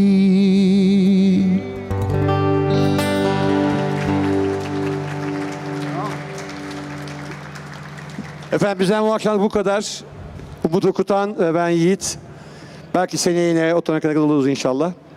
Her sene aynı gün çalıyoruz arkadaşlar. Evet. Fuar olmasa da buradayız. Boş standta duracağız. Son bir şey yapalım mı? Son bir tane daha.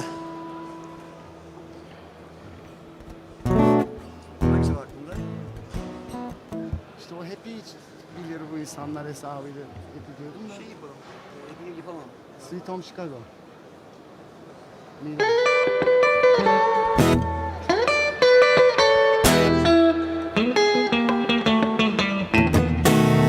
Come on, baby, don't you wanna go? Come on, baby, don't you wanna go? Back to the same old place, sweet home, Chicago. Come on, baby, don't you wanna go? Baby, don't you wanna go? Gotta hell. Baby, don't you wanna go? Baby, don't you wanna go? Back to the same old place, sweet home, Chicago. One was two, 6 and 2 is 8. Come on, baby, don't you make me late, honey, yeah. Baby, don't you wanna go to the same old place? My sweet home is Istanbul.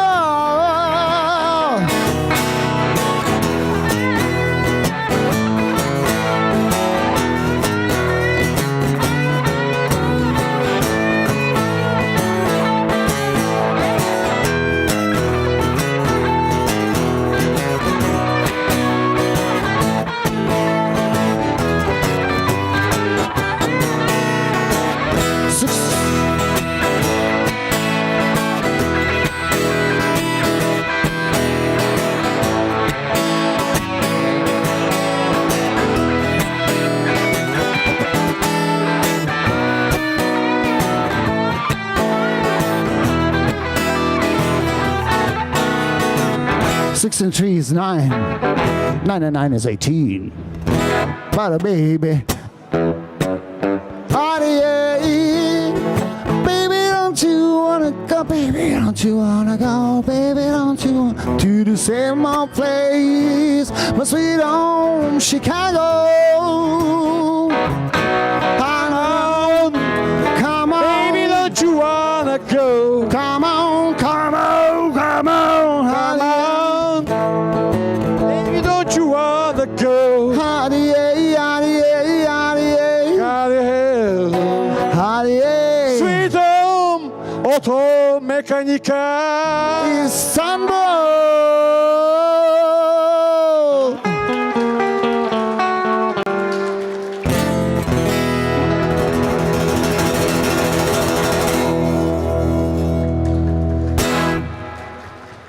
Herkese iyi akşamlar. İyi geceler, Good teşekkür night. ederiz. Good evening. Thank you so much. Bye bye.